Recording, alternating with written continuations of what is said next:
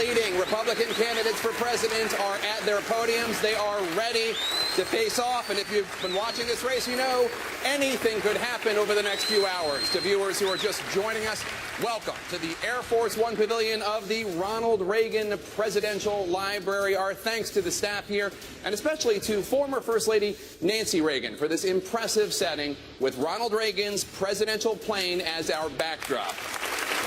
This debate is airing on CNN networks in the United States and around the world. It's also being broadcast on the Salem Radio Network. I know everyone is very eager to get started, but first, I want to explain the ground rules tonight. My name is Jake Tapper. I'll be the moderator. I will be joined in the questioning by Salem Radio Network talk show host Hugh Hewitt. He worked in the Reagan administration for 6 years.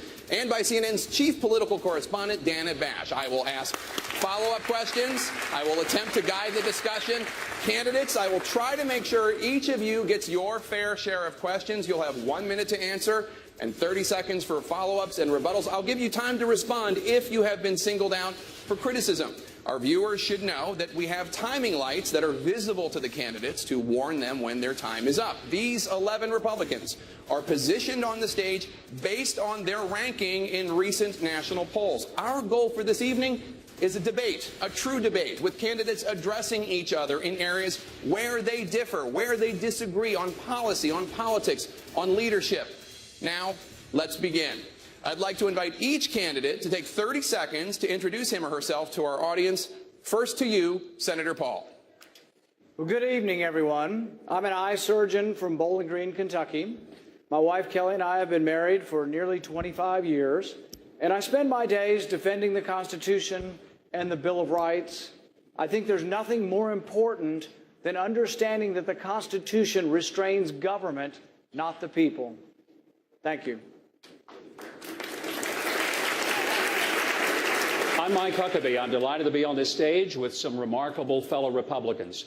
None of us are a self-professed socialist. None of us on this stage are under investigation for the FBI because we destroyed government records or because we leaked secrets. I know that there are some in the Wall Street to Washington axis of power who speak of all of us contemptuously. But I'm here to say that I think we are, in fact, the A-team. We have some remarkable people. And in fact, not only are we the A-team, we even have our own Mr. T, who doesn't mind saying about others, you're a fool. And I'm delighted to be here with all of these guys and would put any of them in an administration that I led. Thank you very much.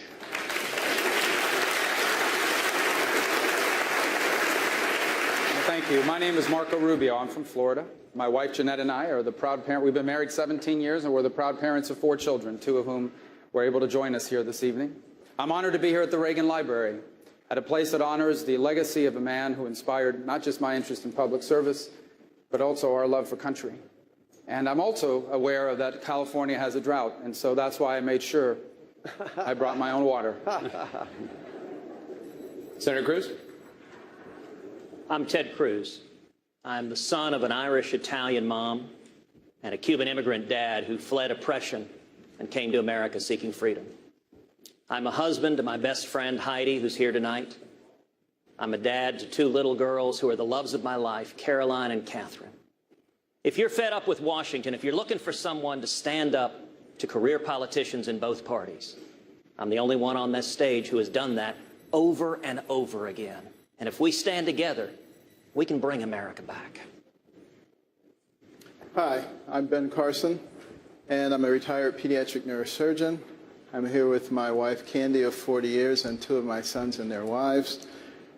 I stress the pediatric part of my career because the reason that I've gotten involved in this race is because I'm very concerned about the future of our children. And the direction of our country is one that does not portend well unless we, the people, intervene and retake our rightful place at the pinnacle. And I just want to make it clear that I'm grateful to be here with all of you again, and welcome the addition of Carly Fiorina as well.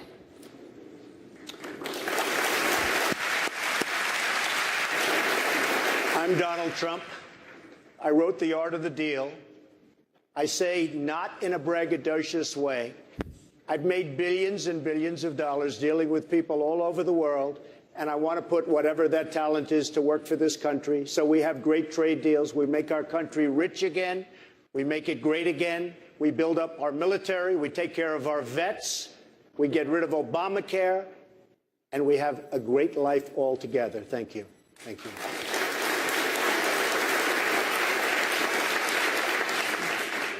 I'm Jeb Bush, and I believe America is on the verge of its greatest century, and I'm ready to lead.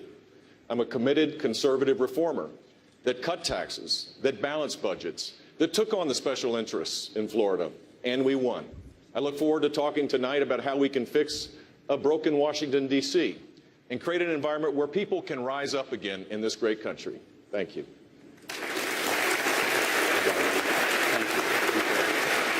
Good evening. I'm Scott Walker, and Tonette and I want to thank Mrs. Reagan and the Reagan Library for hosting us. You see, in my lifetime, the greatest president was a governor from California. Ronald Reagan knew how to go big and go bold. He understood the essence of moving this country forward, and that's what I did when I took on the status quo in my state and the Washington-based special interest. Now more than ever, America needs a leader who will go big and bold again, someone who's been tested. I'm ready to be that leader. Thank you.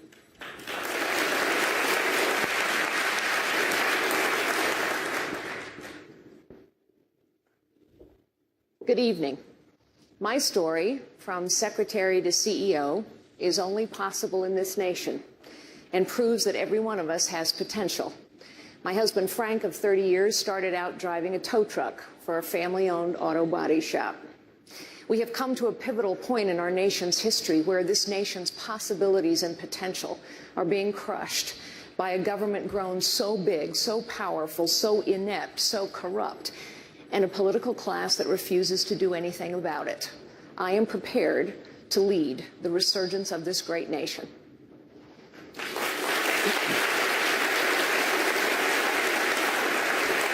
Oh, I'm John Kasich, the governor of Ohio. Emma and Reese, my children, and Karen, love you girls. Thanks for watching tonight. By the way, I think I actually flew on this plane with Ronald Reagan when I was a congressman, and his goals and mine really pretty much the same. Lift Americans, unify, give hope, grow America, and restore it to that great shining city on a hill. Yes, he was a great one, and I learned much from watching him. The most important thing, hope to Americans, unify, lift everyone in America.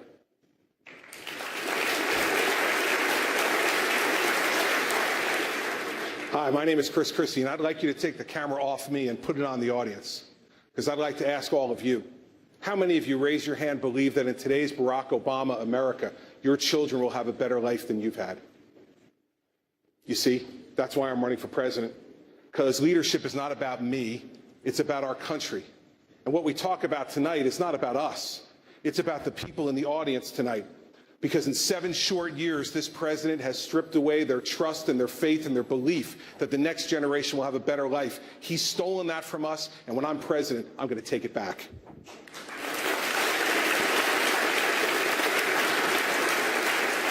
Thank you, one and all, for being here. There are many important policy issues facing our nation. We're going to get to many of them tonight, but I do want to start off with some current events in the news and also some of the comments that candidates have recently made on the campaign trail. Ms. Fiorina, I want to start with you. Fellow Republican candidate and Louisiana Governor Bobby Jindal has suggested that your party's frontrunner, Mr. Donald Trump, would be dangerous as president. He said he wouldn't want, quote, such a hothead with his finger on the nuclear codes.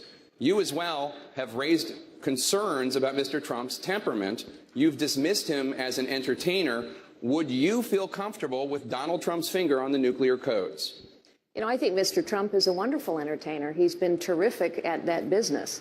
I also think that one of the benefits of a presidential campaign is the character and capability, judgment and temperament of every single one of us is revealed over time and under pressure. All of us will be revealed over time and under pressure. I look forward to a long race. You didn't answer my question. Would you feel comfortable with Donald Trump's finger on the nuclear codes? It's an issue that one of your fellow candidates has raised. That's not for me to answer. It is for the voters of this country to answer. And I have a lot of faith in the common sense and good judgment of the voters of the United States of America. Mr. Trump? Well, First of all, Rand Paul shouldn't even be on this stage. He's number 11. He's got 1% in the polls, and how he got up here, there's far too many people. Anyway, as far as temperament, and we all know that, as far as temperament, I think I have a great temperament. I built a phenomenal business with incredible, iconic assets, one of the really, truly great real estate businesses. And I may be an entertainer because I've had tremendous success with #1 bestsellers all over the place, with The Apprentice and everything else I've done. But I will tell you this, what I am far and away greater than an entertainer is a businessman. And that's the kind of mindset this country needs to bring it back. Because we owe $19 trillion right now, $19 trillion. And you need this kind of thinking to bring our country back. And believe me, my temperament is very good, very calm, but we will be respected outside of this country. We are not respected now. Mr. Senator Paul, your name has been invoked.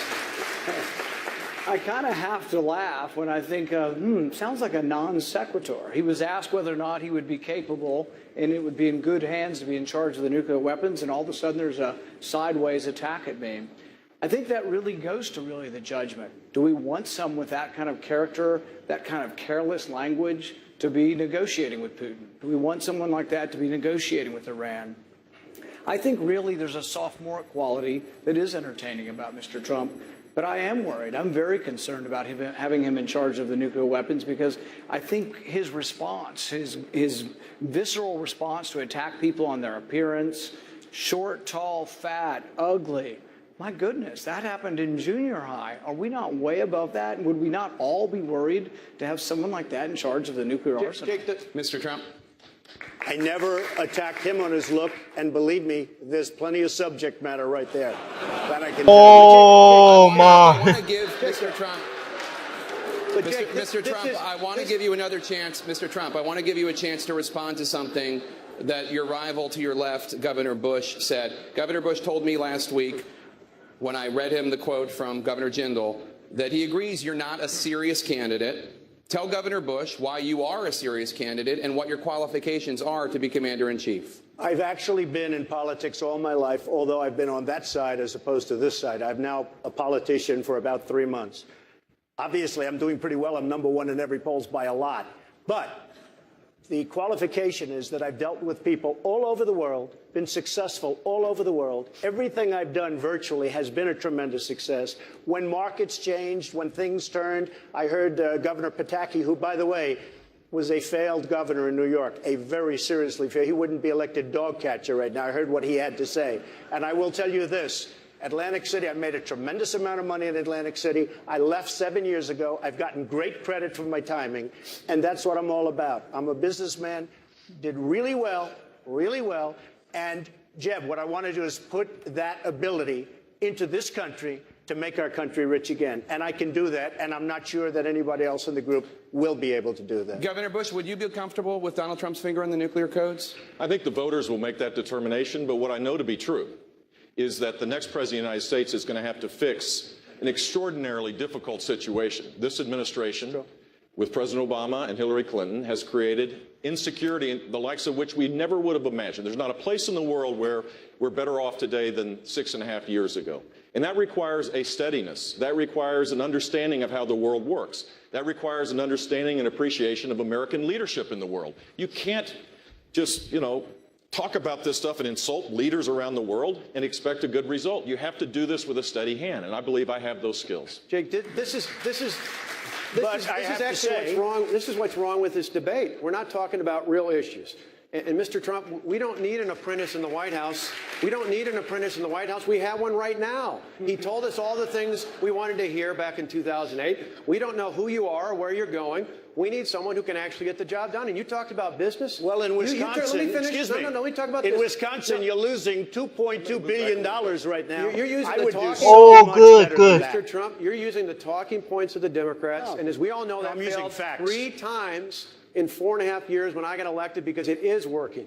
We balanced the budget. You want to talk about balanced budgets? You took 4 major projects into bankruptcy over and over and over again. You can't take America into bankruptcy. That's what's wrong with the politicians in Washington right now. They think we can take the country into bankruptcy. Every major business leader has used the I never went bankrupt, by the way, as you know, everybody knows. But out of hundreds of companies, hundreds of deals, I've used the law 4 times, made a tremendous thing. I'm in business. I did a very good job. But I will say this, and people are very, very impressed with what I've done, the business people.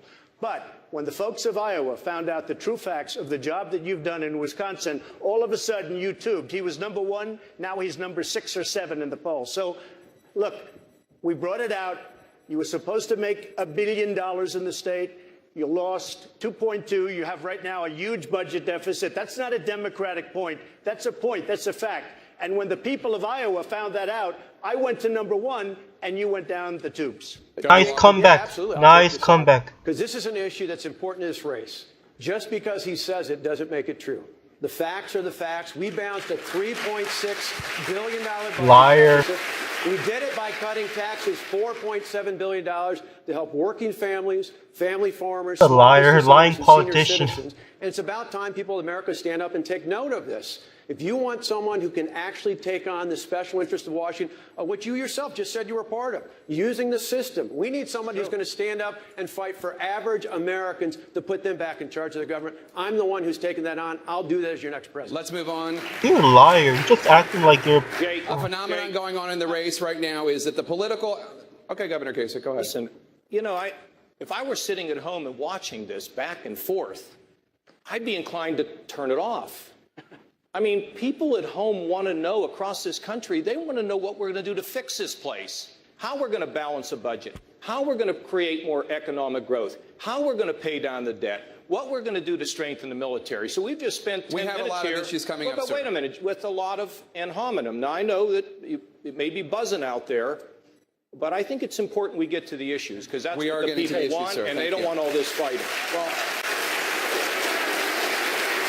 a phenomenon going on in this race is that the political outsiders in the race, Dr. Carson, Donald Trump, Carly Fiorina, all together have majority support in the polls. Governor Christie, I want to ask you about something that Dr. Carson said the other day. Dr. Carson said campaigning is easier for him because he's not a politician. He can just tell the truth, therefore, while politicians, quote, have their finger in the air to see and do what is politically expedient. Governor Christie, tell Dr. Carson, is that a fair description of you? Well, I know Ben doesn't think that about me. I'm sure he was talking about one of the other guys, not me. And as far as being an outsider is concerned, let me tell you this, Jake. I am a Republican in New Jersey. I wake up every morning as an outsider. I wake up every morning with a Democratic legislature who's trying to beat my head in and fight me because I'm trying to bring conservative change to a state that needed it desperately.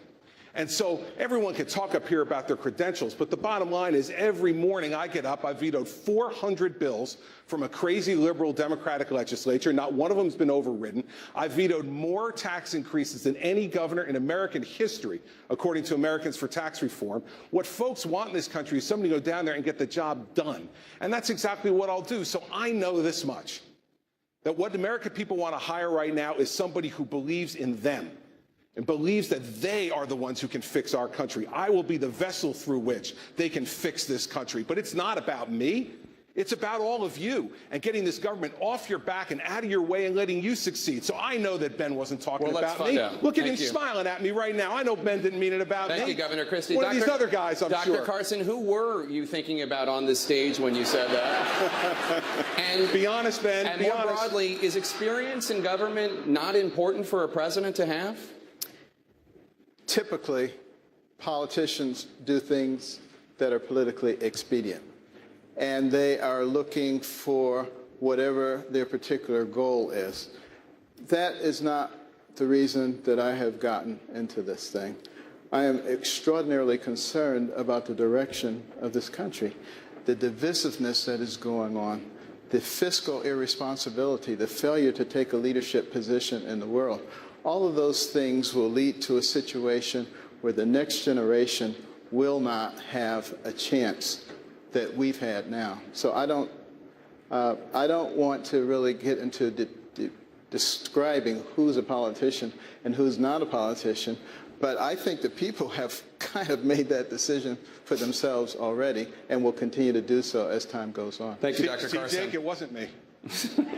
Jake, I'm not quite sure I'll tell you why people are supporting outsiders. It's because you know what happens if someone's been in a system their whole life. They don't know how broken the system is. A fish swims in water. It doesn't know it's water. It's not that politicians are bad people. It's that they've been in that system forever. The truth is 75% of the American people think the government is corrupt. 82% of the American people think these problems that have festered for 50 years in some cases, 25 years, and in other cases, the border's been insecure for 25 years. 307,000 veterans have died waiting for health care. These things have gone on for so long because no one will challenge the status quo. You know what a leader does? They challenge the status quo, they solve problems that have festered for a long time, and they produce results. That is what my whole life has been about. People know this is about far more than replacing a D with an R. This is about changing the system. Thank you. Thank you, Ms. Vervina. Governor Bush, in addition to the fact that he's an outsider, one of the reasons Mr. Trump is a frontrunner, Republican voters say, is because they like the fact that he is not bought and paid for by wealthy donors. Mr. Trump has repeatedly said that the $100 million you've raised for your campaign makes you a puppet for your donors. Are you? No, absolutely not.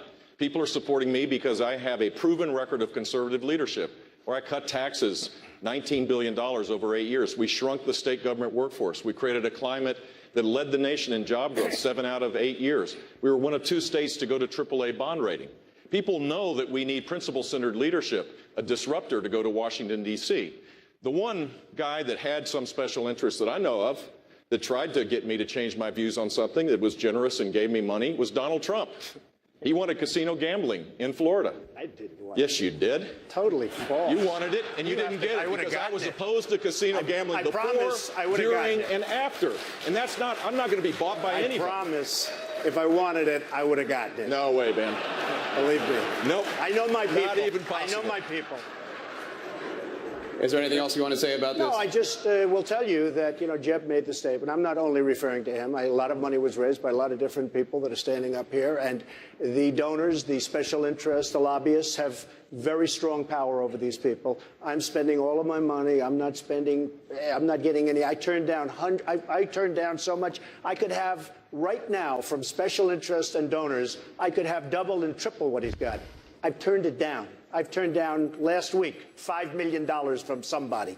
So I will tell you, I understand the game. I've been on the other side all of my life, and they have a lot of control over our politicians. And I don't say that favorably, and I'm not sure if there's another system, but I say this, I am not accepting any money from anybody. Nobody has control of me other than the people of this country. I'm going to do the right thing. You got, according to to what you said on one of the talk shows, you got Hillary Clinton to go to your wedding because you gave her money. True. Maybe it works for Hillary Clinton. It doesn't work for anybody on this stage. I was a businessman. I got along with Clinton. I got along with everybody. Yeah. That was my job, to get along with people. But the simple fact is... Excuse me. 1 second. No. I didn't want to... Donald, you cannot take... More energy tonight. I like that.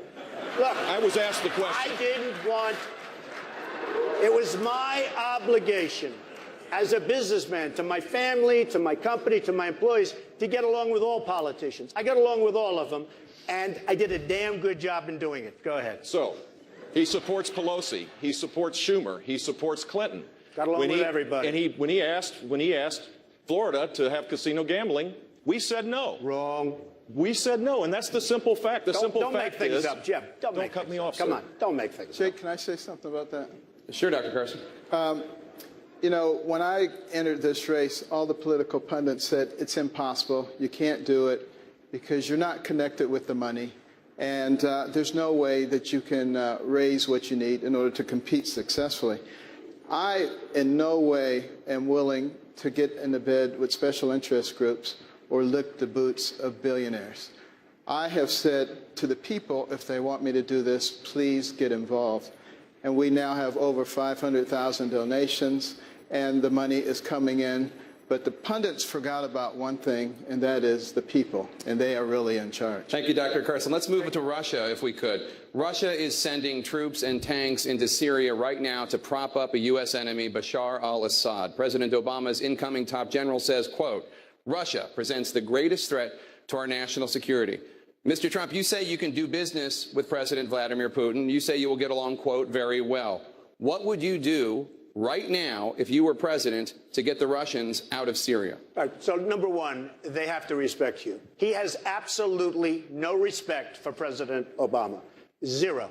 Syria is a mess. You look at what's going on with ISIS in there. Now think of this. We're fighting ISIS. ISIS wants to fight Syria. Why are we fighting ISIS in Syria? Let them fight each other and pick up the remnants.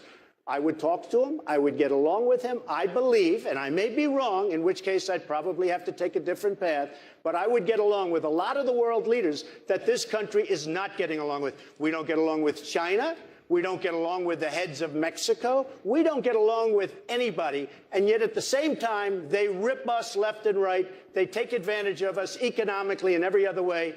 We get along with nobody. I will get along, I think, with Putin, and I will get along with others, and we will have a much more stable world. So just to clarify, the only answer I heard to the question I asked is that you would reach out to Vladimir Putin and you would do what? I believe that I will get along. We will do, between that, Ukraine, all of the other problems, we won't have the kind of problems that our country has right now with Russia and many other nations. Senator Rubio, you've taken a very different approach to the question of Russia.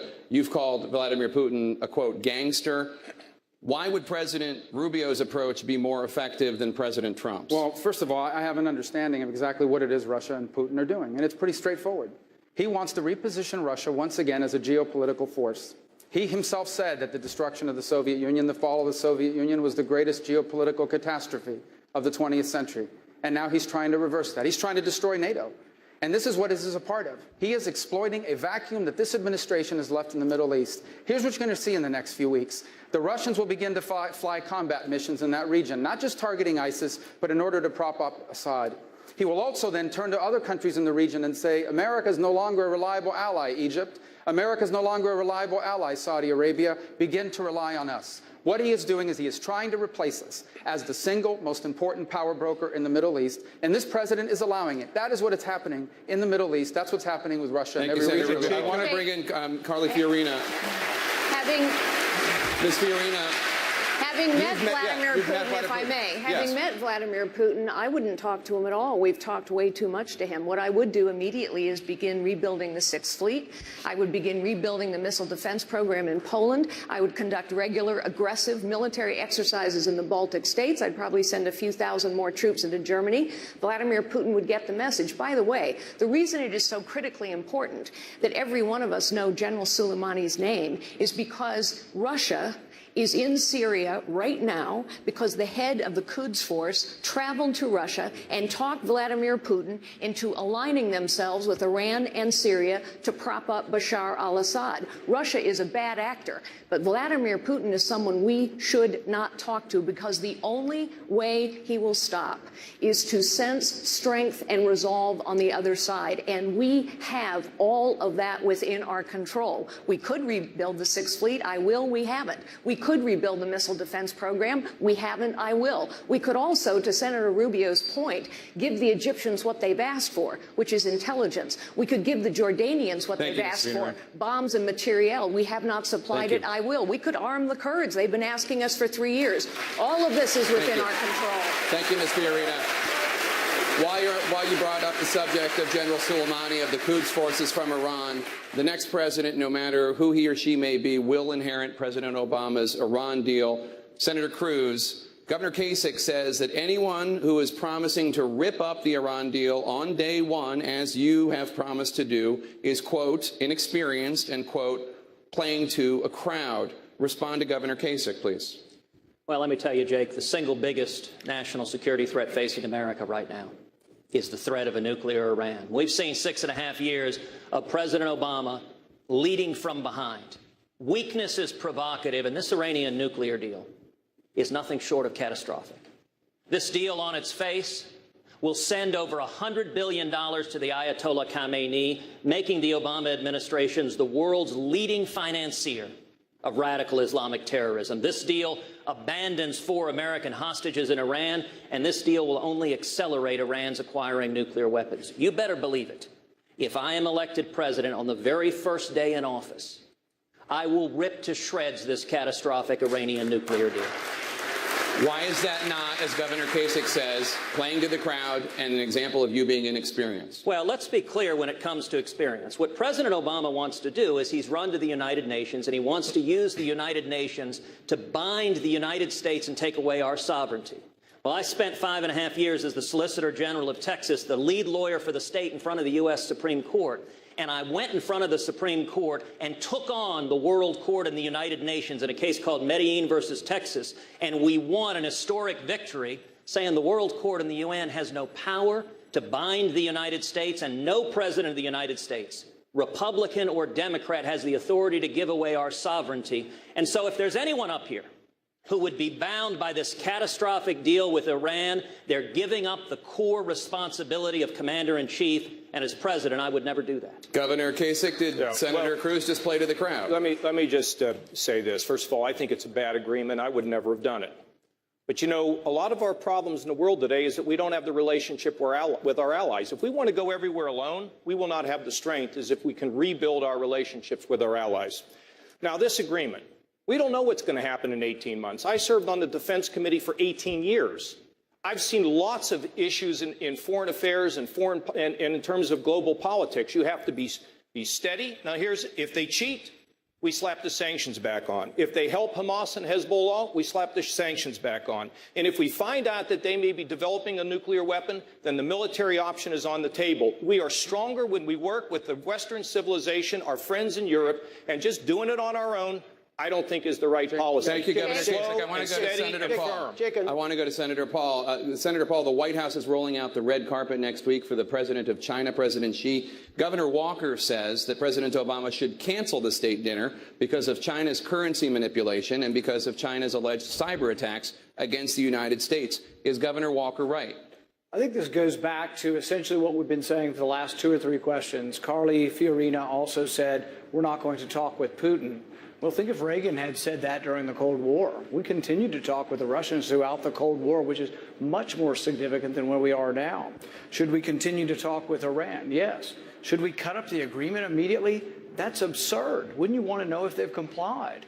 Now, I'm going to vote against the agreement because I don't think there's significant leverage, but it doesn't mean that I would immediately not look at the agreement and cut it up without looking to see whether Iran is complying. The same goes with China.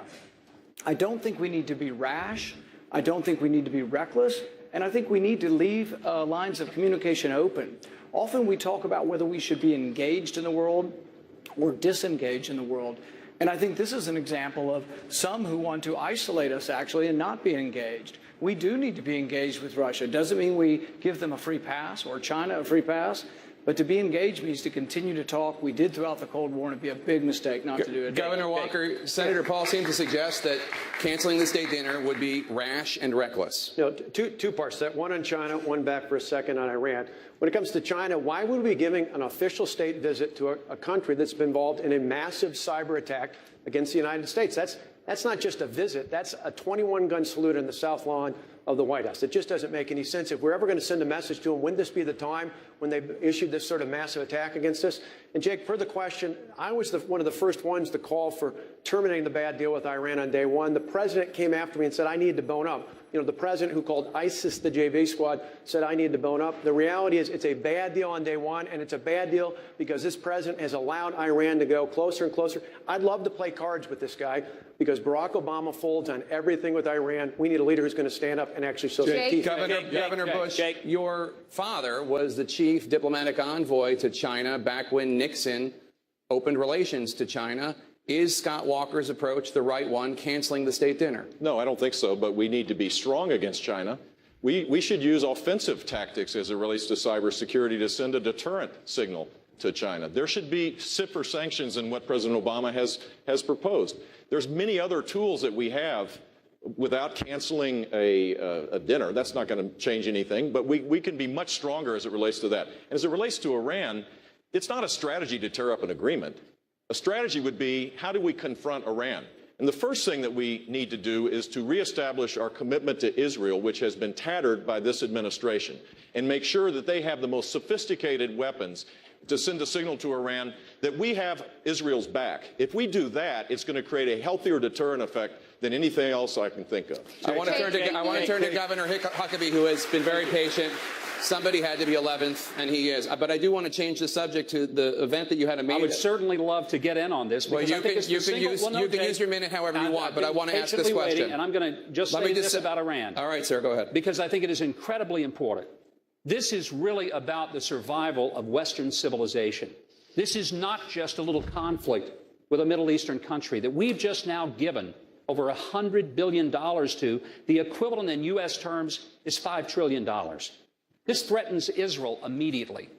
This threatens the entire Middle East, but it threatens the United States of America. And we can't treat a nuclear Iranian government as if it is just some government that would like to have some power. This is a government that for 36 years has killed Americans. They've kidnapped Americans. They've maimed Americans. They have sponsored terrorist groups, Hamas and Hezbollah. And they threaten the very essence of Western civilization. To give them this agreement that the president treats like the Magna Carta, but the Iranians treat it like it's toilet paper. And we must simply make it very clear that the next president, one of us on this stage, will absolutely not honor that agreement and will destroy it and will be tough with Iran, because otherwise we put every person in this world in a very dangerous place. Jake, okay. I'd like to... We're going to turn now to Hugh Hewitt from Salem Radio Network. Thank you, Jake. Mr. Trump, yes. 2 years ago, President Obama drew a red line that the Syrian dictator Bashar Assad crossed. President Obama threatened to strike. He did not. His knees buckled. We now have 4 million refugees. Syria is a living hell. And he turned to the Congress for the authority to back him up. You have 3 senators to your right who said no. Do they bear responsibility for this refugee crisis? And what would you have done when Bashar Assad crossed that line? Number one, I wouldn't have drawn the line, but once he drew it, he had no choice but to go across. They do bear some responsibility, but I think he probably didn't do it not for that reason. Somehow he just doesn't have courage. There's something missing from our president.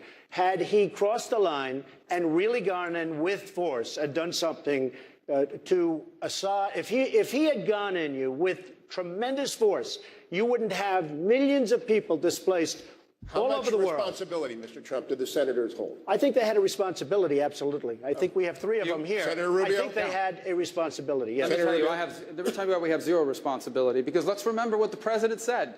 He said the attack that he was going to conduct was going to be a pinprick. Well, the United States military was not built to conduct pinprick attacks.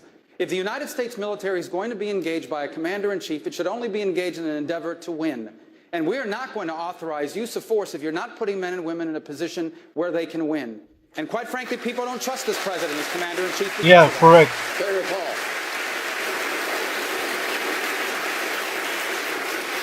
I think this gets to the point of wisdom on when we should intervene and when we shouldn't. Had we bombed Assad at the time, like President Obama wanted, like Hillary Clinton wanted, and like many Republicans wanted, I think ISIS would be in Damascus today. I think ISIS would be in charge of Syria had we bombed Assad.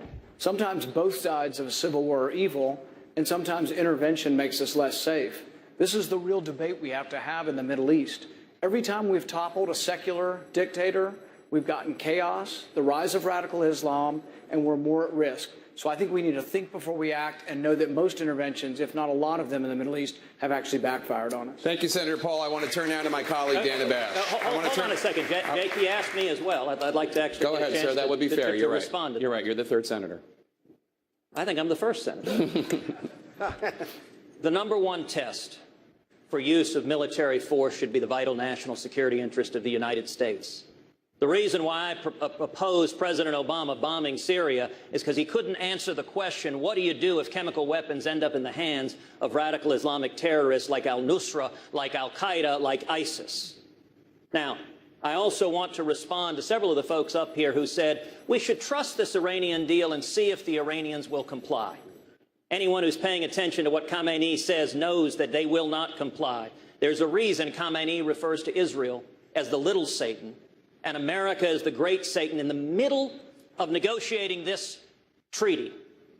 Khamenei led the assembled masses in chanting death to America. I'm reminded of a great editorial cartoon. It shows the Ayatollah Khamenei saying death to all Americans. And then it shows John Kerry coming back saying, can we meet you halfway? We need a commander-in-chief who will stand up and protect this country. And I'll tell you, I can't wait to stand on that debate stage with Hillary Clinton and to make abundantly clear, if you vote for Hillary, you are voting for the Ayatollah Khamenei to possess a nuclear weapon. And if you elect me as president, under no circumstances will a theocratic Ayatollah who chants death to America ever be allowed to acquire a nuclear weapon. Thank you, Senator Cruz. Jay, I want to. We're going to go to Dana Bash. I want to say something about what the senator just said.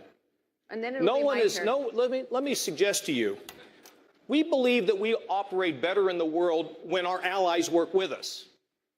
President Bush did it in the Gulf War. We work better when we are unified. Secondly, nobody's trusting Iran. They violate the deal. We put on the sanctions, and we have the high moral ground to talk to our allies in Europe, to get them to go with us. If they don't go with us, we slap the sanctions on anyway. If they fund these radical groups that threaten Israel and all of the West, then we should rip up the deal and put the sanctions back on. And let me make it clear. If we think they're getting close to developing a nuclear weapon and we get that information, you better believe that I would do everything in my power as the commander-in-chief to stop them having a nuclear weapon. We can have it, and we can have our allies, and we can be strong as a country, and we can project across this globe with unity, not just doing it alone. That is not what gets us where we want to get as a nation. Senator Cruz. Jake, there is no more important topic in 2016 than this topic right here. And I've listened to several folks saying, well, gosh, if they cheat, we'll act. We won't know. Under this agreement, there are several facilities in Iran they designate as military facilities that are off limit altogether. Beyond that, the other facilities, we give them 24 days notice before inspecting them. That is designed to allow them to hide the evidence. And most astonishingly, this agreement trusts the Iranians to inspect themselves. That makes no sense whatsoever. And let me note, President Obama is violating federal law by not handing over the side deals, and we ought to see the United States Congress stand up together and say, hand over this treaty and protect this country. Thank you, Senator. I want to turn back to Governor Huckabee. Governor Huckabee, last week you held a rally for a county clerk in Kentucky who was jailed for refusing to issue marriage licenses to same-sex couples, as I don't need to tell you. You've called what happened to Kim Davis, that clerk, an example of the criminalization of Christianity. There are several people on the stage who disagree with you. Governor Bush, for example, says that that clerk is sworn to uphold the law. Is Governor Bush on the wrong side of the criminalization of Christianity? No, I don't think he's on the wrong side of such an issue. Jeb is a friend. I'm not up here to fight with Jeb or to fight with anybody else. But I am here to fight for somebody who is a county clerk elected under the Kentucky Constitution that 75% of the people of that state had voted for, that said that marriage was between a man and a woman. The Supreme Court, in a very, very divided decision, decided out of thin air that they were just going to redefine marriage. It's a decision that the other justices in dissent said they didn't have, and there wasn't a constitutional shred of capacity for them to do it. I thought that everybody here passed ninth grade civics. The courts cannot legislate. It's what Roberts said. But heck, it's what we learned in civics. The courts can't make a law. They can interpret one. They can review one. They can't implement it. They can't force it.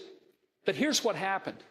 Because the courts just decided that something was going to be, and people relinquished it, and the other two branches of government sat by silently, I thought we had three branches of government. They were all equal to each other.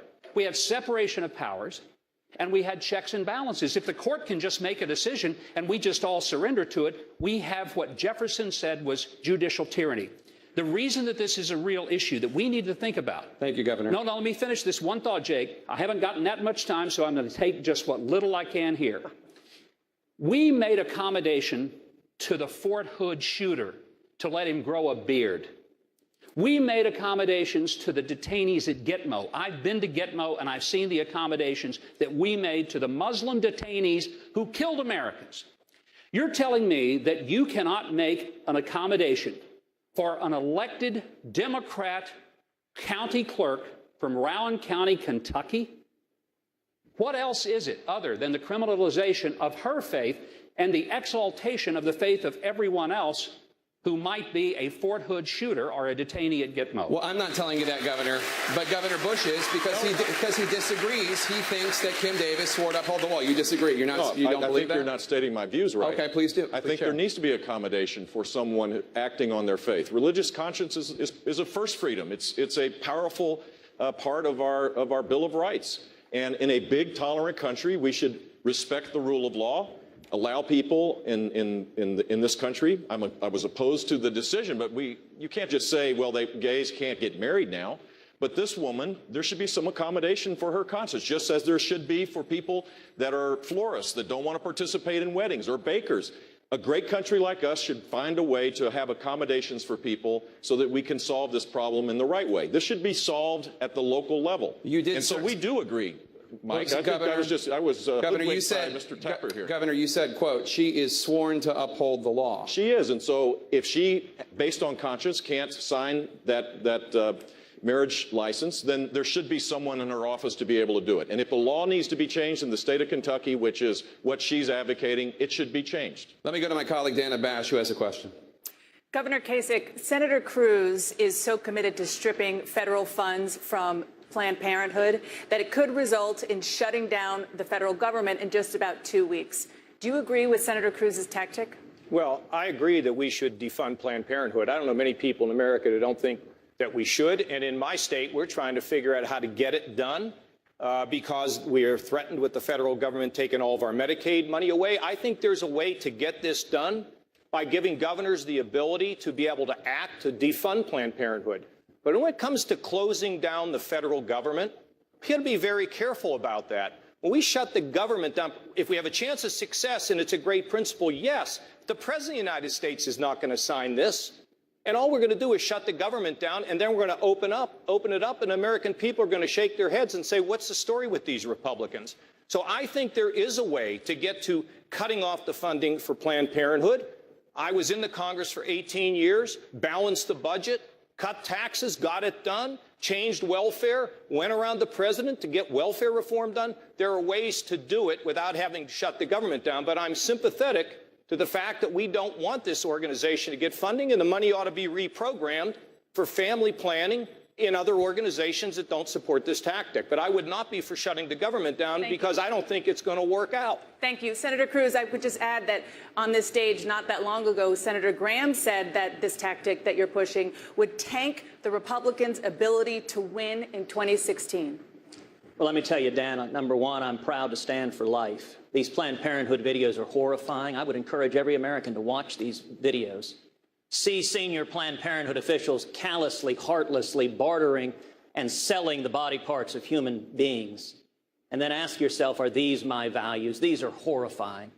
On these videos, Planned Parenthood also essentially confesses to multiple felonies. It is a felony with 10 years jail term to sell the body parts of unborn children for profit. That's what these videos show Planned Parenthood doing. Absolutely. We shouldn't be sending $500 million of taxpayer money to funding an ongoing criminal enterprise. And I'll tell you, the fact that Republican leadership in both houses has begun this discussion by preemptively surrendering to Barack Obama and saying we'll give in because Obama threatens a veto. You know, Obama's committed to his principles, his liberal principles. He will fight for them. He says, I will veto any budget that doesn't fund Planned Parenthood, and Republicans surrender. We need to stop surrendering and start standing for our principles. Thank you, Senator. Governor, I want to go to you.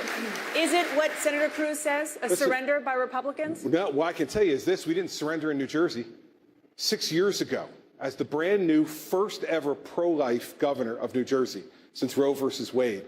I defunded Planned Parenthood, and I've vetoed Planned Parenthood funding now 8 times in New Jersey. Since the day I walked in as governor, Planned Parenthood has not been funded in New Jersey. We've stood up, and every one of those vetoes has been sustained. But here's the problem. We're fighting with each other up here. We agree. Let's ask Hillary Clinton. She believes in the systematic murder of children in the womb to preserve their body parts, Dana, in a way that maximizes their value for sale for profit. It is disgusting, and the American people need to hear it. We shouldn't be fighting with each other. She's the real opponent. She's the real problem. Governor, the reality is in just 2 weeks' time, we are going to be facing a question about whether or not it's enough to shut down the government to make that statement because there's still a Democrat in the White House. Do you oppose it or support it? I'll tell you what I'd be willing to fight for. Why have we put tax reform on the president's desk? So we could simplify this tax system. Yes or no, it's really important, Dana. We got to talk about what we would be willing to shut down for. Why don't we put tax reform on this president's desk and make him veto it if that's what he wants to do? Why haven't we repealed and replaced Obamacare? Make him veto if that's what he wants to do. And why don't we do the same thing with Planned Parenthood? We elected a Republican Congress to do this, and they should be doing it, and they're not, and they're giving the president a pass. Dana, I'd like One more time. I'm sorry, I just want to get an answer. I put it in the list, Dana. Okay. We should be doing these things and forcing the president to take action. So you would support Let's force him to do what he says he's going to do. Dana, now, I don't know whether he'll do it or not, but let's force him to do it. Dana, I'd like to link these two issues, both of which are incredibly important. Iran and Planned Parenthood. One has something to do with the defense of the security of this nation. The other has something to do with the defense of the character of this nation. You have not heard a plan about Iran from any politician up here. Here's my plan. On day one in the Oval Office, I will make 2 phone calls. The first to my good friend Bibi Netanyahu to reassure him we will stand with the state of Israel. The second to the Supreme Leader to tell him that unless and until he opens every military and every nuclear facility to real anytime, anywhere inspections by our people, not his, we, the United States of America, will make it as difficult as possible to move money around the global financial system. We can do that. We don't need anyone's cooperation to do it. And every ally and every adversary we have in this world will know that the United States of America is back in the leadership business, which is how we must stand with our allies. As regards Planned Parenthood, anyone who has watched this videotape, I dare Hillary Clinton, Barack Obama to watch these tapes. Watch a fully formed fetus on the table, its heart beating, its legs kicking, while someone says we have to keep it alive to harvest its brain. This is about the character of our nation. And if we will not stand up and force President Obama to veto this bill, shame on us.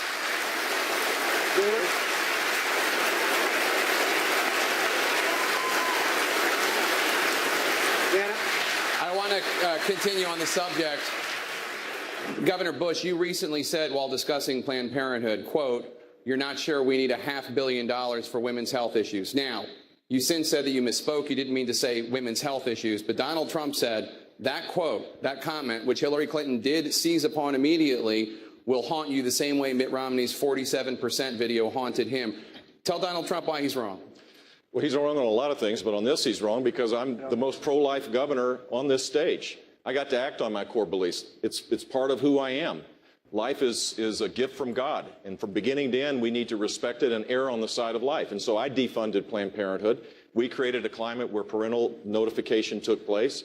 We were the only state to fund crisis pregnancy centers with state monies. We were totally focused on this, and I would bring that kind of philosophy to Washington, D.C. So here's a solution to this. Title 10 of the HHS funding, there's something that was called the Reagan Rule. It was passed in 1988.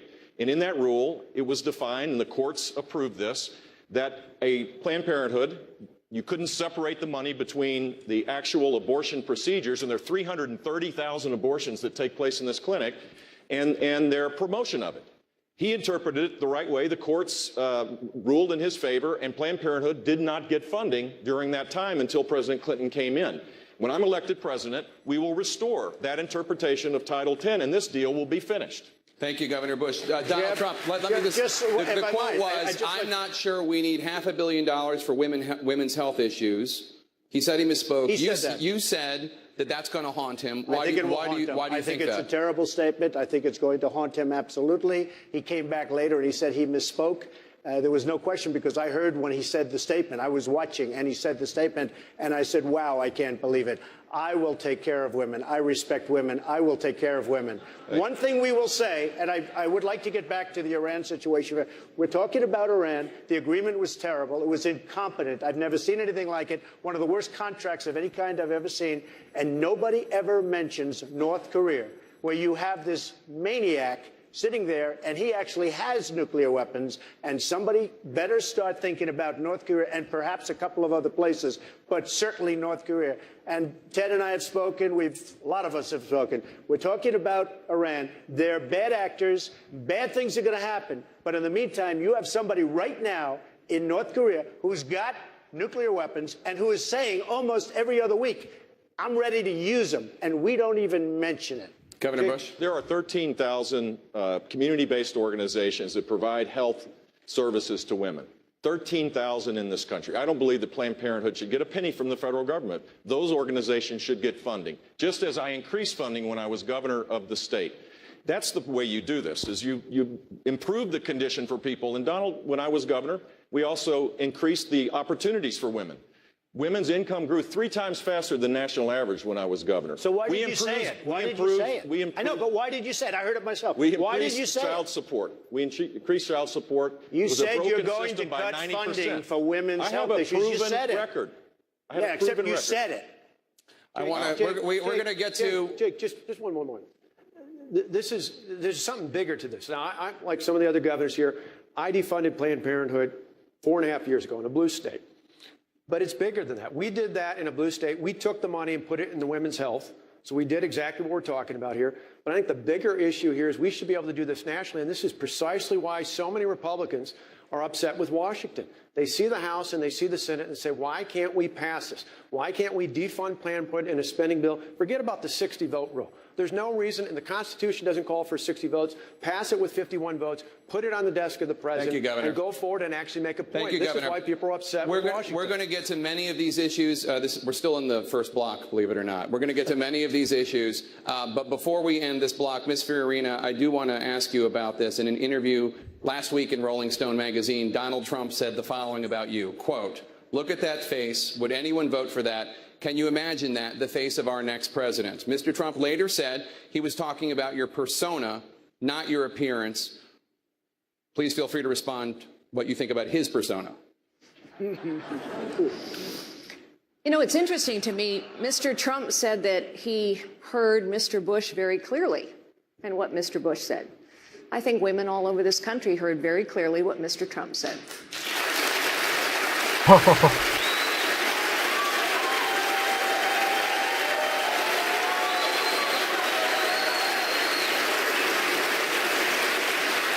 I think she's got a beautiful face, and I think she's a beautiful woman. All right, on that note, in less than 2 minutes, we're going to take a very quick break. In less than 2 minutes, the most contentious issue on the campaign trail, and the candidates on the stage are split over how to handle it. That's coming up next. Please give some applause to the candidates.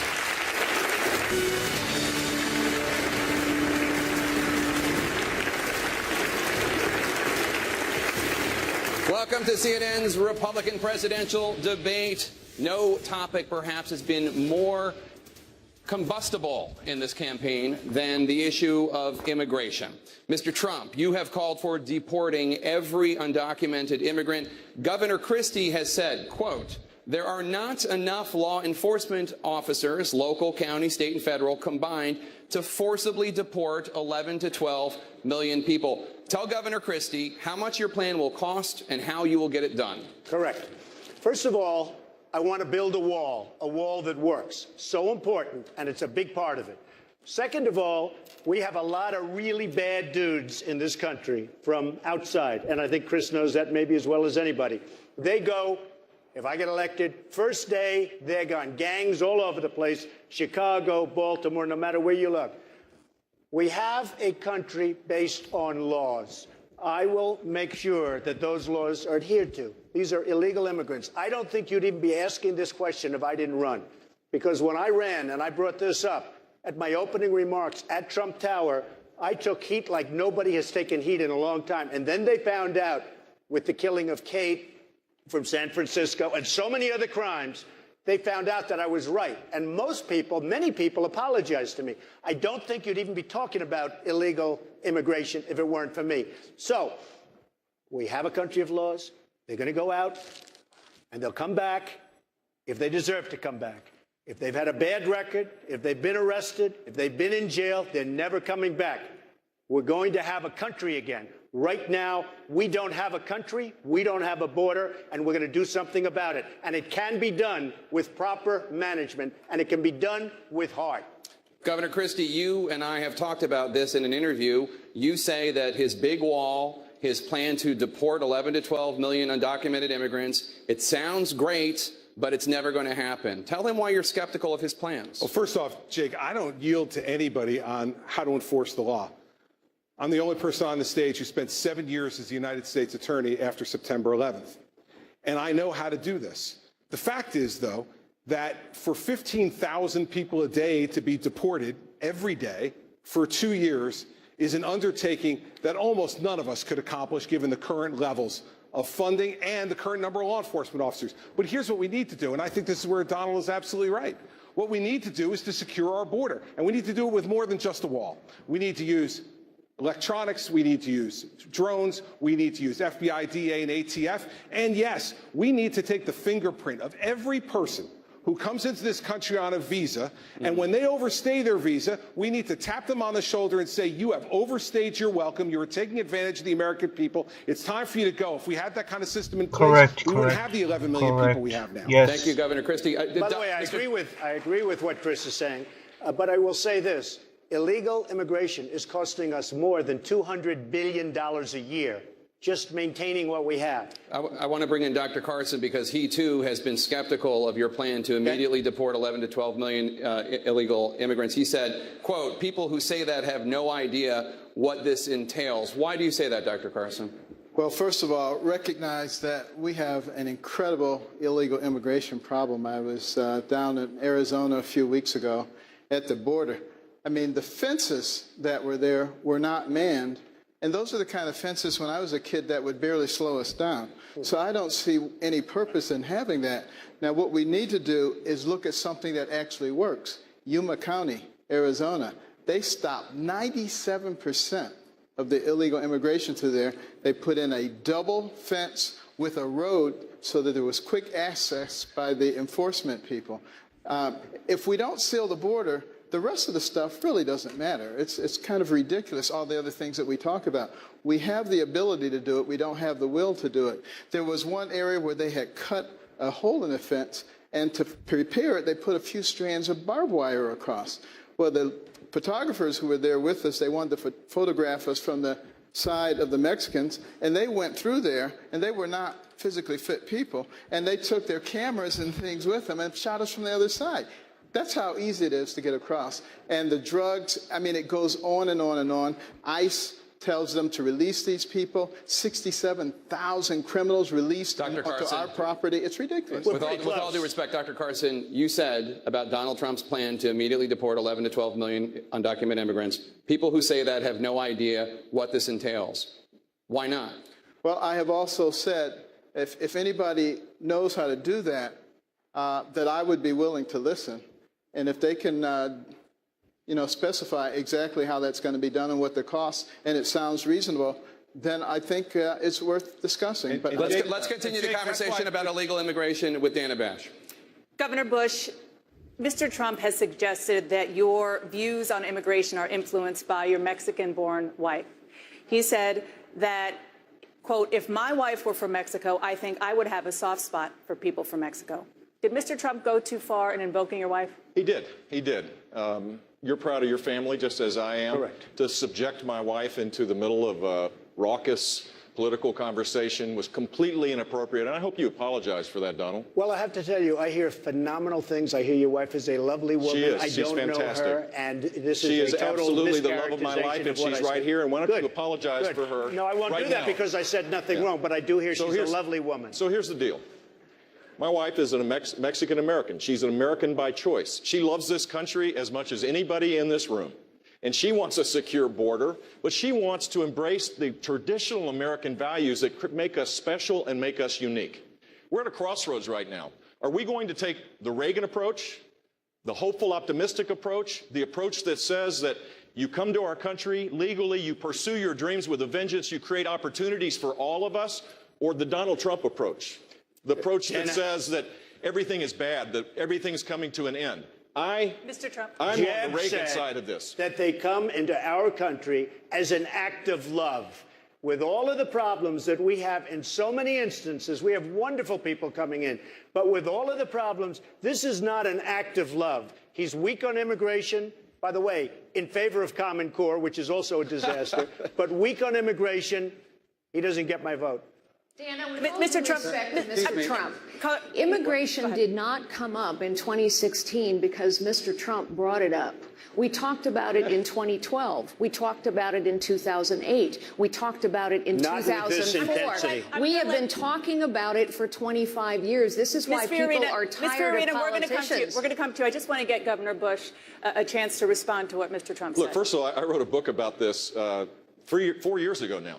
And I laid out a comprehensive conservative approach for immigration reform. And it does require securing the border. No one disagrees with that. But to build a wall and to deport people, 500,000 a month, would cost hundreds of billions of dollars, Donald. Hundreds of billions of dollars. It would destroy community life. It would tear families apart. And it would send a signal to the rest of the world that the United States values that are so important for our long-term success no longer matter in this country. As I said, we are spending $200 billion. We are spending $200 billion a year on maintaining what we have. We will move them out. The great ones will come back. The good ones will come back. They'll be expedited. They'll be back. They'll come back legally. We'll have a country. They'll come back legally. Okay, on that note, you have criticized Governor Bush for speaking Spanish on the campaign trail. You said, quote, he should really set an example by speaking English in the United States. What's wrong with speaking Spanish? Well, I think it's wonderful and all, but I did it a little bit half-heartedly, but I do mean it to a large extent. We have a country where to assimilate, you have to speak English. And I think that where he was and the way it came out didn't sound right to me. We have to have assimilation. To have a country, we have to have assimilation. I'm not the first one to say this, Dana. We've had many people over the years, for many, many years, saying the same thing. This is a country where we speak English, not Spanish.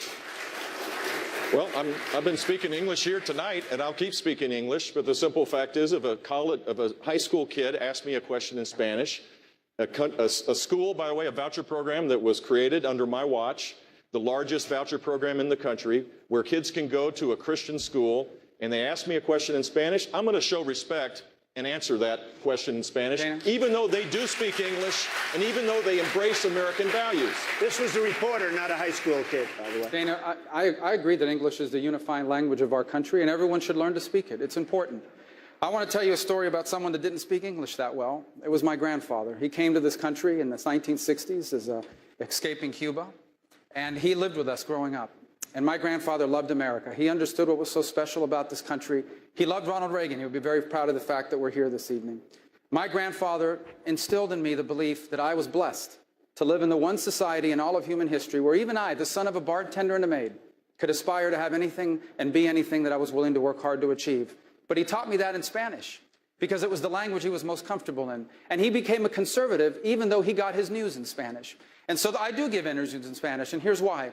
Because I believe that free enterprise and limited government is the best way to help people who are trying to achieve upward mobility. And if they get their news in Spanish, I want them to hear that directly from me, not from a translator at Univision. Thank you, Senator Rubio. Senator Cruz. Senator Cruz. This week, we learned more about Dr. Carson's plan for the 11 to 12 million undocumented immigrants in this country. Dr. Carson proposed giving these undocumented immigrants a 6-month grace period to pay back taxes, then to let them become guest workers, and only to deport people who fail to do that. Not exactly what I said. Well, how would you say it, sir? I was just reading the Wall Street Journal quote, but please tell us.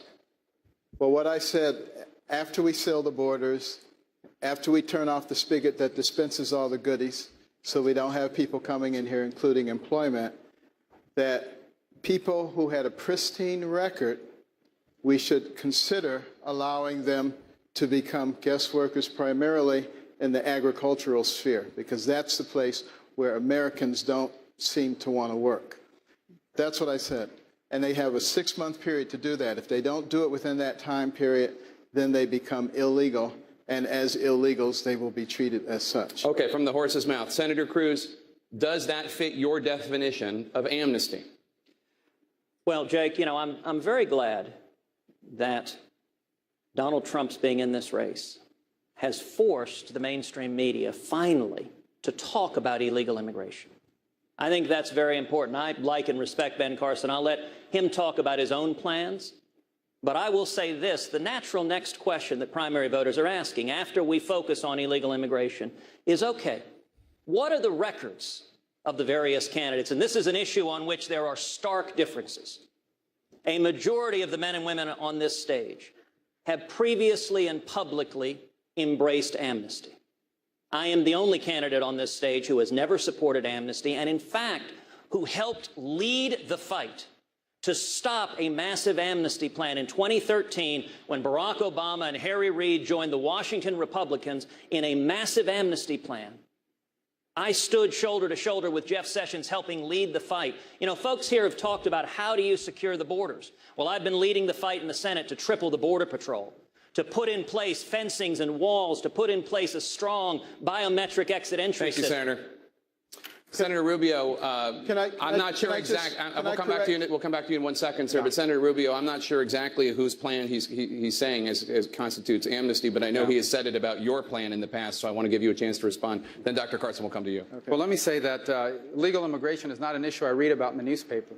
Immigration, illegal immigration, all the good aspects of immigration, and all the negative ones as well, I live with. My family's immigrants. My neighbors are all immigrants. My in-laws are all immigrants. So I've seen every aspect of it. And I can tell you America doesn't have one immigration problem. It has three. First, despite the fact that we are the most generous country in the history of the world on allowing people to come here legally, we have people still coming illegally. Second, we have a legal immigration system that no longer works. It primarily is built on the basis of whether or not you have a relative living here instead of merit. And third, we have 11 or 12 million people, many of whom have been here for longer than a decade, who are already here illegally.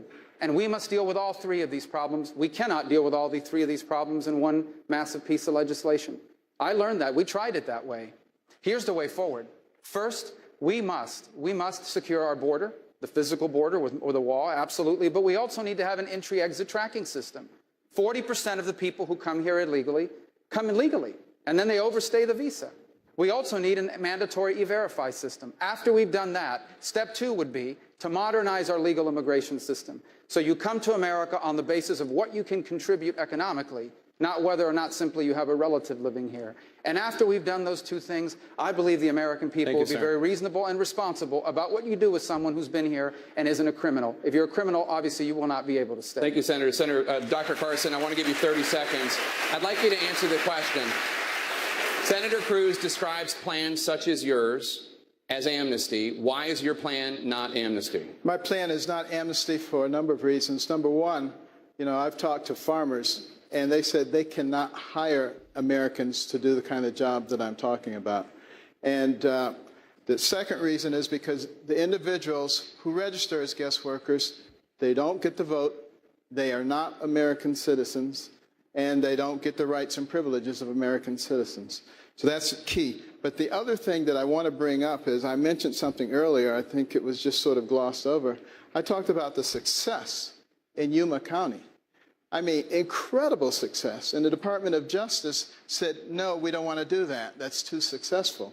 We don't have to keep reinventing the wheel. All we have to do is look at things that work. All we have to do is use a little common sense. Thank you, Dr. Carson. I want to talk about the issue of birthright citizenship, which has emerged since the first debate as a major issue in this campaign. Mr. Trump, you say that babies born in the United States to undocumented immigrants should not any longer get automatic American citizenship. Ms. Fiorina says that you are pandering on this issue and acting like the politicians that you rail against. What's your message to Ms. Fiorina on birthright citizenship? Well, first of all, the 14th Amendment says very, very clearly to a lot of great legal scholars, not television scholars, but legal scholars, that it is wrong.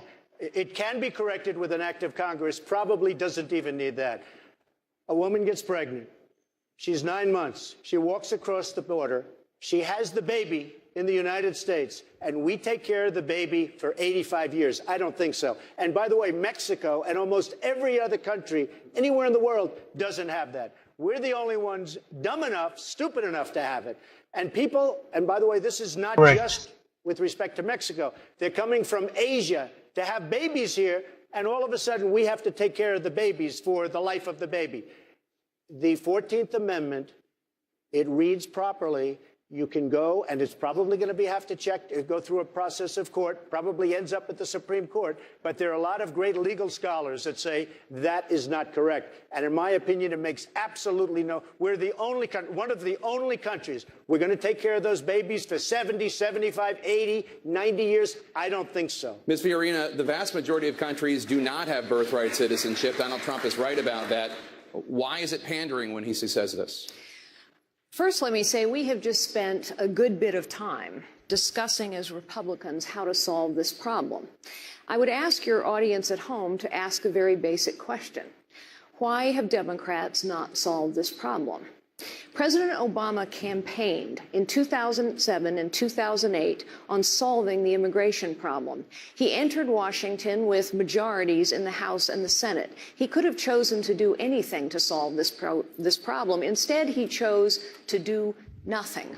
Why? Because the Democrats don't want this issue solved. They want it to be an issue that they can use. As to birthright citizenship, the truth is you can't just wave your hands and say the 14th Amendment is going to go away. It will take an extremely arduous vote in Congress, followed by 2/3 of the states. And if that doesn't work to amend the Constitution, then it is a long, arduous process in court. And meanwhile, what will continue to go on is what has gone on for 25 years. With all due respect, Mr. Trump, we have been talking about illegal immigration for 25 years. San Francisco has been a sanctuary city since 1989. There are 300 of them. And meanwhile, what has happened? Nothing. The border remains insecure. The legal immigration system remains broken. Look, we know what it takes to secure a border. We've heard a lot of great ideas here. Money, manpower, technology, mostly apparently leadership, the kind of leadership that understands how to get results. Thank you, Ms. Fiorina. Mr. Trump, I want to give you a chance to respond. By the way, with Carly on the fact that the Democrats do not want to solve this problem for the obvious reasons, but they do not. But I believe that a reading of the 14th Amendment allows you to have an interpretation where this is not legal and where it can't be done. I've seen both sides, but some of the greatest scholars agree with me without having to go through Congress. If you do go through Congress, you can absolutely solve it. Thank you, Mr. Trump. You would stipulate, Mr. Trump, that not everyone agrees with you. That's true, sure. Senator Paul, I want to bring you in. Where do you stand on the issue of birthright citizenship? Well, I hate to say it, but Donald Trump has a bit of a point here.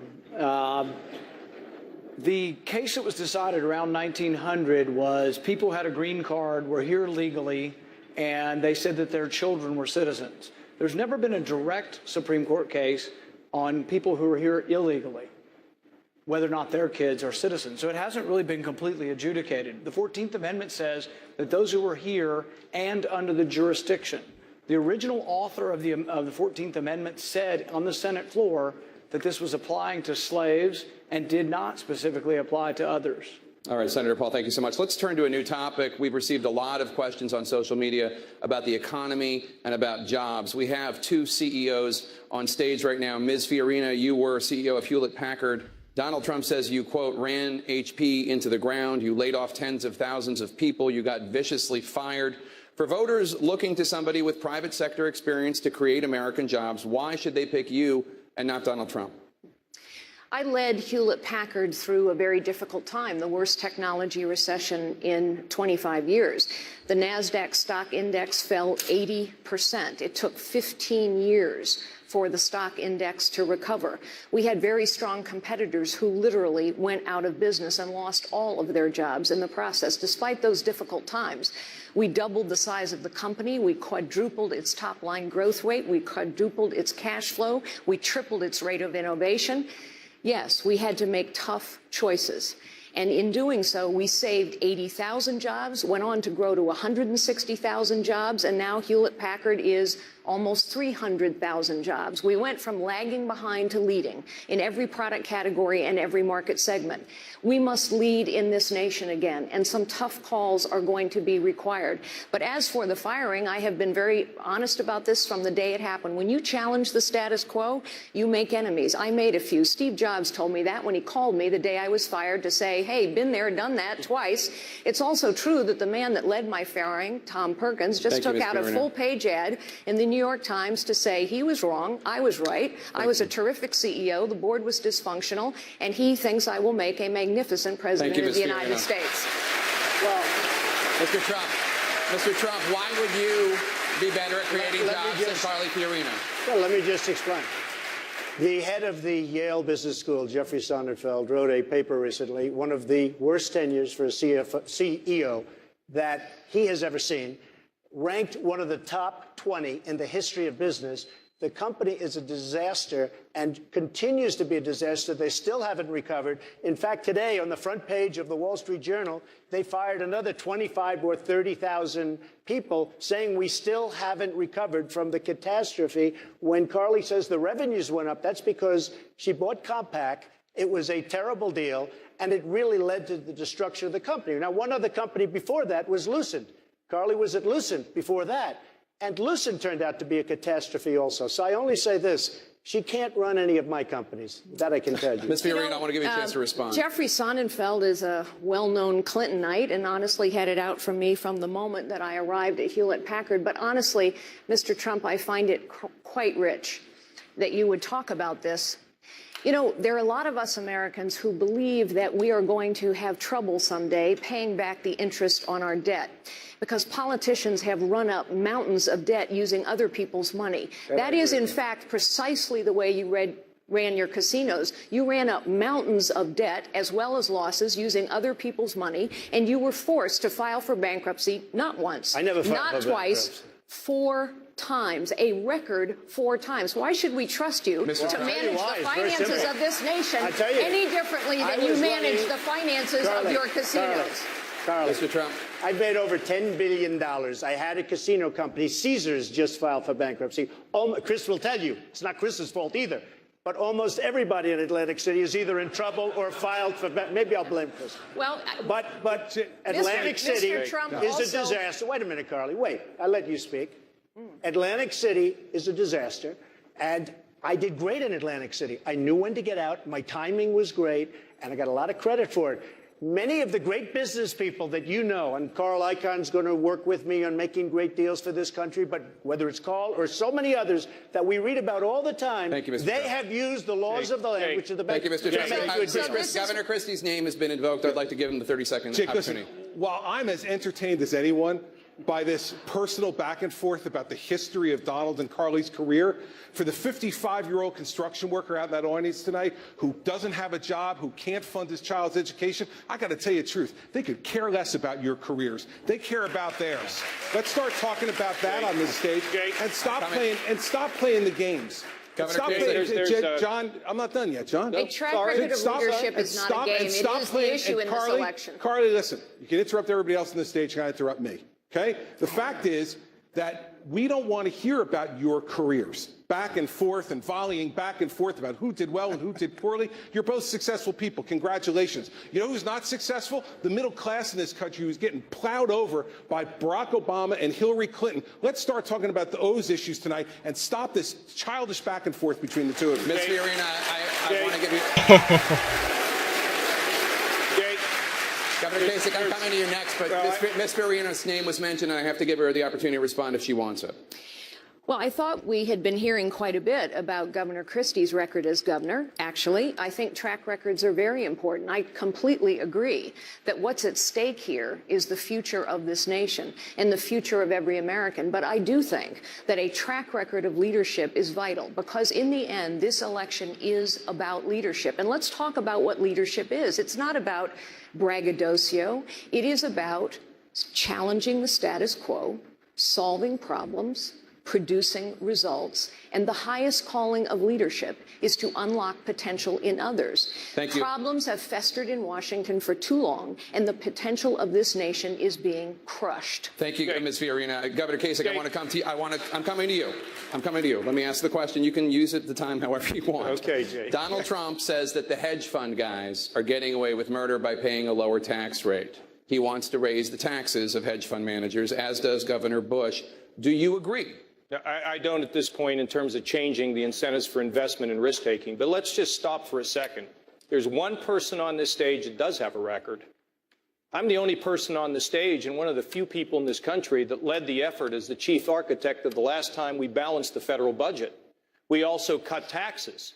And when I left Washington in 2000, we had a $5 trillion surplus and the economy was booming. I'd spent 10 years of my life to get us to that point. Went out in the private sector. It was a great experience, and went into Ohio and took an $8 billion hole and turned it into a $2 billion surplus. We've had the largest amount of tax cuts of any sitting governor. We have grown well over 300,000 jobs. You see, I've done it in both places. I'm the only one here that's done it in both places. It took a lot to get us to a balanced budget. It was legitimate, it was real, and we negotiated it. A lot of what we're talking about here tonight is, I'm going to take this position and that position. You know what? At the end of the day, America's got to work. We got to figure out how we come together to deal with this, with our fiscal problems, because when we deal with that, we create a stronger economy for everybody. People have a chance to rise. So, you know, when we think about how we make a choice, it's the person that lands that plane. It's not somebody that talks about it. It's about the person who's done it. And I've done it in both places. And I did it, including people in the other party, and that's how we were successful, and that's how I will be president, using that experience to drive this country forward. Governor Huckabee, I want to bring you in on the question of hedge fund managers and taxing them. You have said that you are bothered by the fact that hedge fund managers pay such a low tax rate and make 2,500 times what people who work for them make. Do you agree with what Donald Trump and Governor Bush have proposed, raising their tax rates? I have a different idea. I think we ought to get rid of all the taxes on people who produce. Why should we penalize productivity? And it's why I am an unabashed supporter of the fair tax, which would be a tax on our consumption rather than a tax on our productivity. In other words, you're not going to tax anybody for what they earn, whether it's a worker who's working by the hour or whether it's a hedge fund manager. If they can produce something and bring capital and labor to create jobs, we need some jobs. And I think the fair tax makes more sense. Now, Jake, I've been listening to everybody on the stage, and there's a lot of back and forth about I'm the only one who's done this, the only one who's done that. I've done great things. We've all done great things or we wouldn't be on this stage. But it occurs to me as we're sitting here in the Reagan Library that most of us would like to pay tribute to a guy who, when he got elected, didn't get elected telling everybody how great he was. He got elected telling everybody how great the American people were, and he empowered them to live their dreams, which is what I'd love to see us do by no longer penalizing the people who are out there working, because they're taking a gut punch right now. Thank you, Governor. Dr. Carson, you support scrapping the entire tax code and replacing it with a flat tax based on the principle of tithing from the Bible. If you make $10 billion, you pay $1 billion in taxes. If you make $10, you pay $1 in taxes. Donald Trump believes in progressive taxation. He says it's not right that rich people pay the same as the poor. Tell Donald Trump why his ideas on taxes are wrong. It's all about America. You know, the people who say the guy who paid $1 billion because he had 10, he's still got $9 billion left. That's not fair. We need to take more of his money. That's called socialism. That doesn't work so well. What made America into a great nation was the fact that we said, that guy just put in $1 billion. Let's create an environment that's even more conducive to his success so that next year he can put in $2 billion. And that's the kind of thing that helps us to grow. We can't grow by continuing to take a piece of pie and dividing it and redistributing it. But I'm also looking at what Governor Huckabee talked about. You don't want me operating on you, I assure you that. The fair tax. Looking at both of them, we're evaluating them both, and I'm talking to the American people, because one of the things we must recognize is that this country is of, for, and by the people. And it's really time that the government get out of the way and let the people be the ones who decide how they want to run their country. Mr. Trump, what do you think of the flat? Yes, what do you think of the flat tax? Do you think it's fair? Well, I think the thing about the flat tax, I know it very well, that I don't like is if you make $200 million a year, you pay 10%. You're paying very little relatively to somebody that's making $50,000 a year and has to hire H&R Block to do the work because it's so complicated. One thing I'll say to Ben is that we've had a graduated tax system for many years, so it's not a socialistic thing. What I'd like to do is, and I'll be putting in the plan in about 2 weeks, and I think people are going to like it, it's a major reduction in taxes. It's a major reduction for the middle class. The hedge fund guys won't like me as much as they like me right now. I know them all, but they'll pay more. I know people that are making a tremendous amount of money and paying virtually no tax, and I think it's unfair. Thank you, Mr. Trump. Senator Paul. I'm glad we're having a discussion about taxes because everybody laments that we lose jobs overseas. Well, yeah, our companies and our jobs are being chased overseas by a 70,000-page tax code. So that's why I've chosen to get rid of the whole thing and have one single rate, 14.5% for everybody, business and for corporate income and personal income. But we also get rid of the payroll tax, so the working class would get a tax break as well. So I think a flat tax, eliminating the tax code, getting rid of all the loopholes is the way to go, and it's the way we get America going again. Governor Walker, I want to go to you. Dr. Carson wants to raise the federal minimum wage. You have called it a lame idea. Why is raising the federal minimum wage lame? I said the best way to help people see their wages go up is to get them the education, the skills they need to take on careers that pay far more than minimum wage. And it's why we talk about it's all about jobs. You want to help people actually get jobs. It's why on that last question we're trying to jump in on taxes. To me, it's not just about taxes, cutting taxes. I've done it as much as anybody. I've cut income taxes. I've cut property taxes. In fact, property taxes are lower today in my state than they were before we took office. The real issue is about jobs. Ronald Reagan, our plan is based on the Ronald Reagan tax cuts of 1986. That brought about one of the longest sustained periods of economic growth in American history.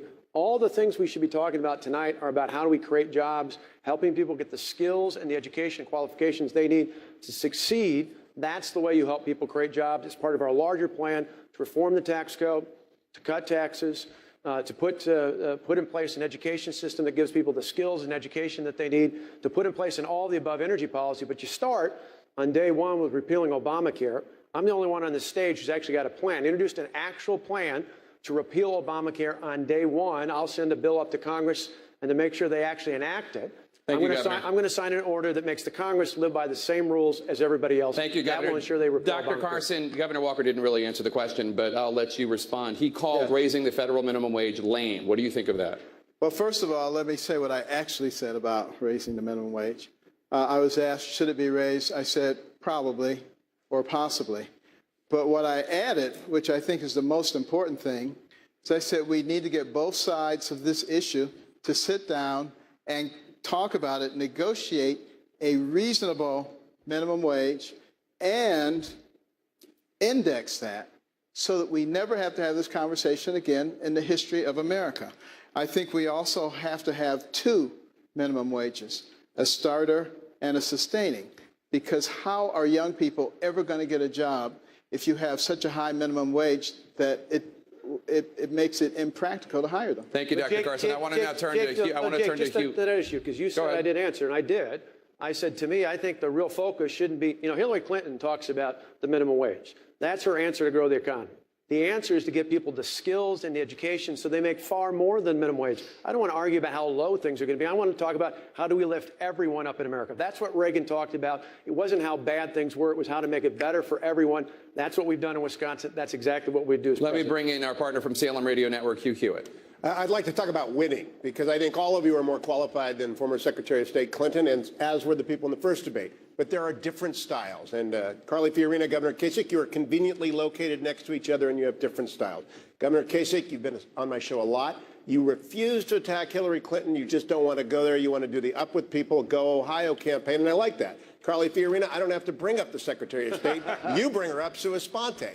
Which one of you is wrong? Governor Kasich? Well, look, people still have to get to know me, so I want to spend my time talking about my experience reforming welfare, balancing budgets, cutting taxes, providing economic growth when I was in Washington, turning Ohio around, $8 billion in the hole, $2 billion surplus, up over 300,000 jobs, big tax cuts, strengthening our credit. All those things matter. But, I as a young man, in my first election in 1978, I defeated an incumbent Democrat. I defeated an incumbent Democrat in 1982, running on the Reagan program I was the only Republican in America to defeat an incumbent Democrat that year. And then when I won for election to governor, I was the first Republican to defeat an incumbent in 36 years, and the first person to have never run statewide, out of politics for 10 years, to beat an incumbent. That hadn't happened for 96 years. So we'll get to the point where we'll talk about Hillary Clinton or whoever the nominee is record. But right now, I want to give people a sense of hope, a sense of purpose, a sense of unity, a sense that we can do it. So, at the end of the day, I'm going to continue to talk about my record because did you ever notice when people run for office, they run for president, they make a lot of promises, they don't keep them. I don't intend to do that, and I'm going to be out there pushing, and don't worry about me and Hillary. That'll all work out, and I'm from Ohio. She will not beat me there, I can promise you that. Carly Fiorina, your style. You see, Governor Christie, people spend a lot of time talking about their track records, and Mr. Trump and I have every right to do the same. And Mrs. Clinton is going to have to defend her track record of lying about Benghazi, of lying about her emails, about lying about her servers. She does not have a track record of accomplishment. Like Mrs. Clinton, I too have traveled hundreds of thousands of miles around the globe. But unlike Mrs. Clinton, I know that flying is an activity. It is not an accomplishment.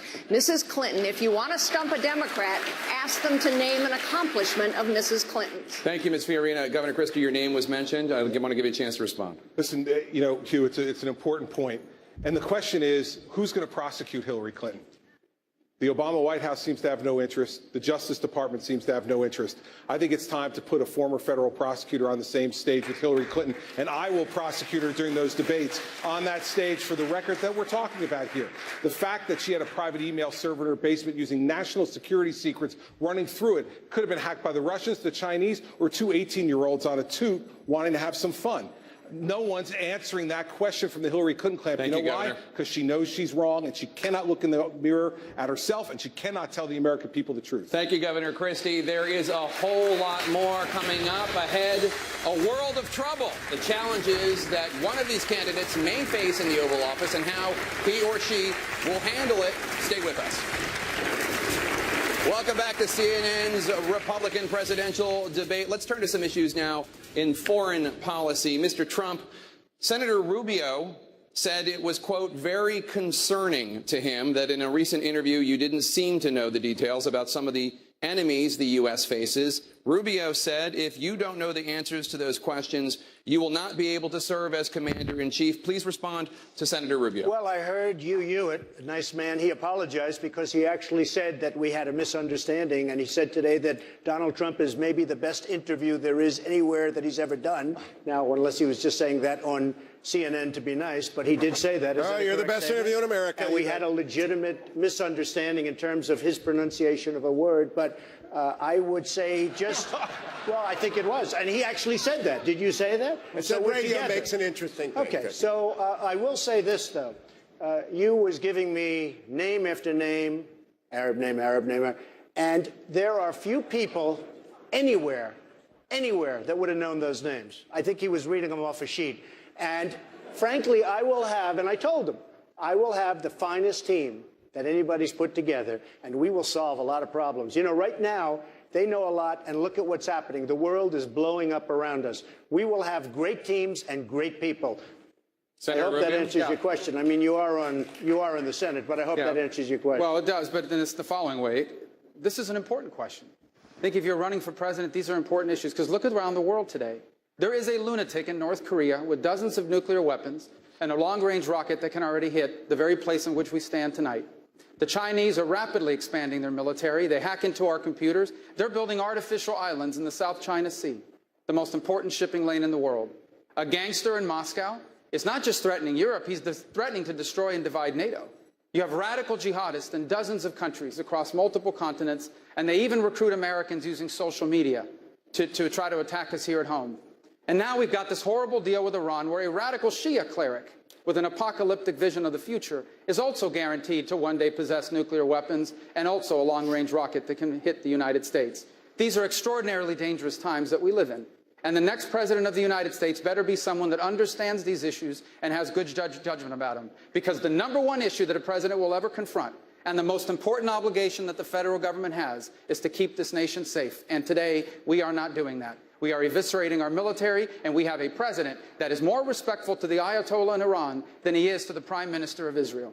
Mr. Trump, Senator Rubio seemed to be suggesting that you don't know information. No, I don't think he's suggesting that at all. I mean, Are I you, just Senator Rubio? I don't think he's suggesting that's why we have a that. debate. I think that we should have a deeper debate about these issues because there is no more important decision that a president will make. But are you saying that you have the knowledge to be the president that Mr. Trump does not have? Well, you should ask him questions in detail about the foreign policy issues our president will confront, because you better be able to lead our country on the first day.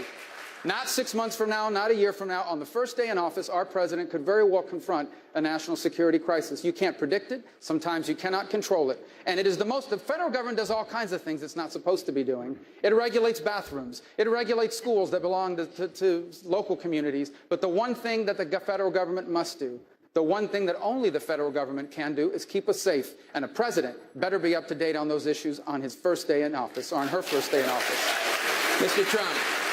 Well, you have to understand, I am not sitting in the United States Senate with, by the way, the worst voting record there is today, number one. I am not sitting in the United States Senate. I'm a businessman doing business transactions. Okay. I am doing business transactions. I will know more about this. And as you said, that was very acceptable. And when you listened to that whole interview, it was a great interview. You said it. I didn't. Yeah, well, now I did. But I will listen. Just 1 second. But he addressed just 1 second. I never get addressed, so when I do, I'm going to jump in. I will know more about the problems of this world by the time I sit. And you look at what's going on in this world right now by people that supposedly know this world is a mess. Senator Rubio, he did invoke your absentee record in the Senate. I'm proud to serve in the United States Senate. You know, when I ran 5 years ago, the entire leadership of my party in Washington lined up against me. But I'm glad I won, and I'm glad that I ran, because this country's headed in the wrong direction. And if we keep electing the same people, nothing is going to change. And you're right, I have missed some votes, and I'll tell you why, Mr. Trump. Because in my years in the Senate, I figured out very quickly that the political establishment in Washington, D.C., in both political parties, is completely out of touch with the lives of our people. You have millions of people in this country living paycheck to paycheck, and nothing's being done about it. We are about to leave our children with $18 trillion in debt, and they're about to raise the debt limit again. We have a world that grows increasingly dangerous, and we are eviscerating our military spending and signing deals with Iran. And if this thing continues, we are going to be the first Americans to leave our children worse off than ourselves. That's why I'm missing votes, because I am leaving the Senate. I'm not running for re-election, and I'm running for president because I know this. Unless we have the right president, we cannot make America fulfill its potential. But with the right person in office, the 21st century can be the greatest era that our nation has ever known. Thank you, Senator Rubio. I want to turn now to Hugh Hewitt. Thank you, Jake. I've done a lot of great interviews with all of you, but Governor Bush, I talked to you in February about the biggest elephant in a room full of elephants, which is your last name. And you told me that you would not be burdened either by your brother or your father's legacy in the Middle East. And then a week later, you rolled out your list of foreign policy advisors, and it was a lot of the band getting back together again. So on behalf of the military that is watching, okay, the active duty military that are at the end of the spear, what kind of a commander-in-chief is Jeb Bush going to be, and who are the advisors that are new to your team? Well, first of all, Hugh, if you're looking at Republican advisors, you have to go to the last two administrations that happen to be 41 and 43. So just by definition, and many of the people here that are seeking advice from the foreign policy experts in the Republican side, they served in my dad's administration, my brother's administration. Of course that's the case. But I'm my own man. I'm going to create a strategy that's based on the simple fact that the United States needs to lead the world. The first thing that we need to do is to stop the craziness of the sequester, rebuild our military so that we don't deploy people over and over again without the necessary equipment to keep them safe, to send a signal to the world that we're serious. If we're going to lead the world, then we need to have the strongest military possible. We need to rebuild our counterintelligence and intelligence capabilities. We need to focus on the fact that the next president's going to start in 2017, not in 1990, 30 years ago, or when my brother started. The world is dramatically different.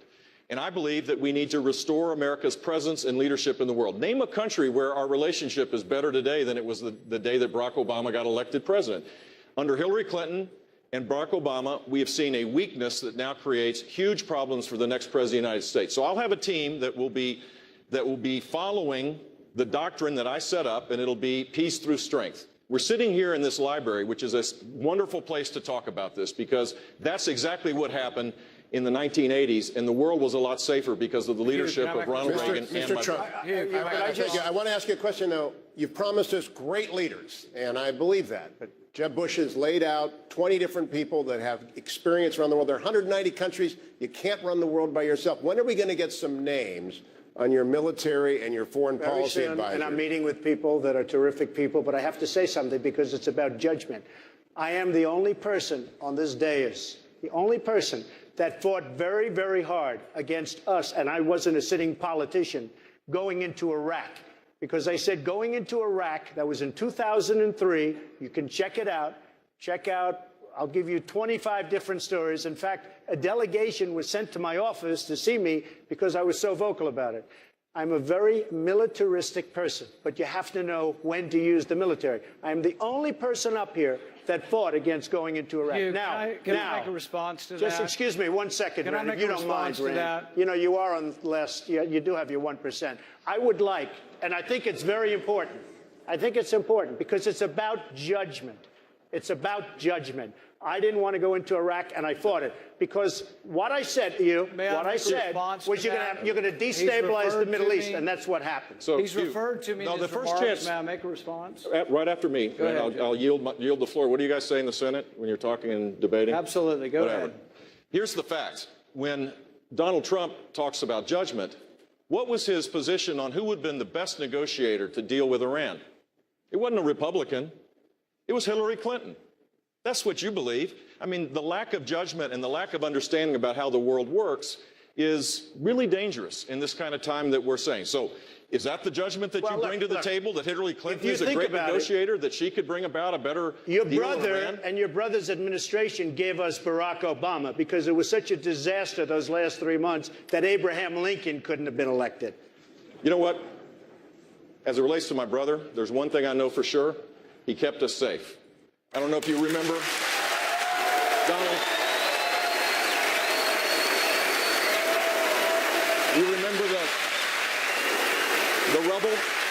You remember the firefighter with his arms around it? He sent a clear signal that the United States would be strong and fight Islamic terrorism, and he did keep us safe. I don't know. You feel safe right now? I don't feel so safe. And that's because of Barack. That's because of Barack Obama. That's because of Barack Obama. We've had a president who called ISIS the JB Squad, Yemen a success story, Iran a place we can do business with. It's not because of George W. Bush. It's because of Barack Obama. But here on that point, though, whether we're talking about national security, foreign policy, or we're talking about domestic policy, or the collapse of the economy. The key issue here is talking about leadership. Now, there's a lot of great people up here, and you've heard a lot of great ideas out there. But I would ask the American people, look at who's been tested. When there were 100,000 protesters in my capital, I didn't back down. When they issued death threats against me and threats against my family, I didn't back down. When they tried to recall me, I didn't back down. And when they made me one of their number one targets last year, I didn't back down. Give me the chance to be your president. Thank you, Governor. I won't back down on any of these issues. Senator Paul. The remark was made that there hadn't been anyone else on the podium opposed to the Iraq War. I've made my career as being an opponent of the Iraq War. I was opposed to the Syrian War. I was opposed to arming people who are our enemies. Iran is now stronger because Hussein is gone. Hussein was the great bulwark and counterbalance to the Iranians. So when we complain about the Iranians, you need to remember that the Iraq War made it worse. Originally, Governor Bush was asked, was the Iraq War a mistake? And he said, no, we'd do it again. We have to learn sometimes the interventions backfire. The Iraq War backfired and did not help us. We're still paying the repercussions of a bad decision. We have to make the decision now in Syria. Should we topple Assad? Many up here wanted to topple Assad, and it's like, I said no, because if you do, ISIS will now be in charge. Thank you, Senator Paul. Syria. I understand that Governor Bush's name has been invoked, and then we can go to you, Senator Rubio. Here's the lessons of history. When we pull back, voids are created. We left Iraq. We should have had a forces agreement to stay there with a small force. And instead of that, we politically and militarily pulled back, and now we have the creation of ISIS. 36 days ago, in this very library, I gave a speech with a comprehensive strategy how to take out ISIS. And it requires American leadership and engagement. We don't have to be the world's policeman, but we certainly have to be the world's leader. We need to make sure that the world knows that we're serious, that we're engaged, that we're not going to pull back, that our word matters. And if we do that, we can create a force that will take out ISIS both in Iraq and in Syria, which will take a lot longer time now because of what President Obama's done by pulling back. I want to go even deeper, and I want to go even deeper in that direction, because I think the belief that somehow by retreating America makes the world safer has been disproven every single time it's ever been tried. Syria is a perfect example of it. The uprising in Syria was not started by the United States. It was started by the Syrian people. And I warned at the time, this was 3.5 years ago, I openly and repeatedly warned that if we did not find moderate elements on the ground that we could equip and arm, that void would be filled by radical jihadists. Well, the president didn't listen. The administration didn't follow through. And that's exactly what happened. That is why ISIS grew. That is why ISIS then came over the border from Syria and back into Iraq. What is happening in that region is the direct consequence of the inability to lead and of disengagement. And the more we disengage, the more airplanes from Moscow you're going to see flying out of Damascus and out of Syria. Thank you, as you asked earlier today. Dr. Carson. I haven't had an opportunity to weigh in on foreign policy, and I just want to mention that when the issue occurred in 2003, I suggested to President Bush that he not go to war. Okay, so I just want that on the record. And, you know, a lot of people are very much against us getting involved right now with global jihadism. And they refer back to our invasion of Iraq, and they seem to think that that was what caused it. What caused it was withdrawing from there and creating a vacuum, which allowed this terrible situation to occur. But it's very different from what's going on today. We're talking about global jihadists who actually want to destroy us. They are an existential threat to our nation. And we have to be mature enough to recognize that our children will have no future if we put our heads in the sand. We have to recognize we have two choices. We either allow them to continue to progress and appear to be the winners, or we use every resource available to us to destroy them. It's interesting that you say that, because I want to ask Governor Christie about something else that you have said. Governor Christie, we just marked the 14th anniversary of the 9/11 attacks. Now, Dr. Carson has said that if he had been president at the time, the United States would not have gone to war in Afghanistan. What does that say to you about how Dr. Carson would respond as president if America were attacked again? Well, Jake, I was named U.S. Attorney by President Bush on September 10th, 2001. And that next day, my wife, Mary Pat, did what she did every day. She traveled through the World Trade Center and went to her office 2 blocks from the World Trade Center. And after those planes hit for 5.5 hours, after that, I couldn't reach her, didn't know whether she was dead or alive, and we had 3 children at that time, 8, 5, and 1. And I had to confront what so many thousands of others in my region had to confront. The idea that I might become a single parent, the idea that my life and my children's life might be changed forever. We lost friends that day. We went to the funerals. And I will tell you that what those people wanted and what they deserved was for America to answer back against what had been done to them. And I support what President Bush did at that time, going into Afghanistan, hunting al-Qaeda and its leaders, getting its sanctuary out of place, and making it as difficult around the world for them to move people and money. And then he went to prosecutors like us, and he said, never again. Don't prosecute these people after the crime is committed. Intervene before the crime happens. I absolutely believe that what the president did at the time was right, and I am proud to have been one of the people on the stage who was part of making sure that what Governor Bush said before was the truth. America was safe for those 7 years, and Barack Obama has taken that safety away from us. Dr. Carson. Well,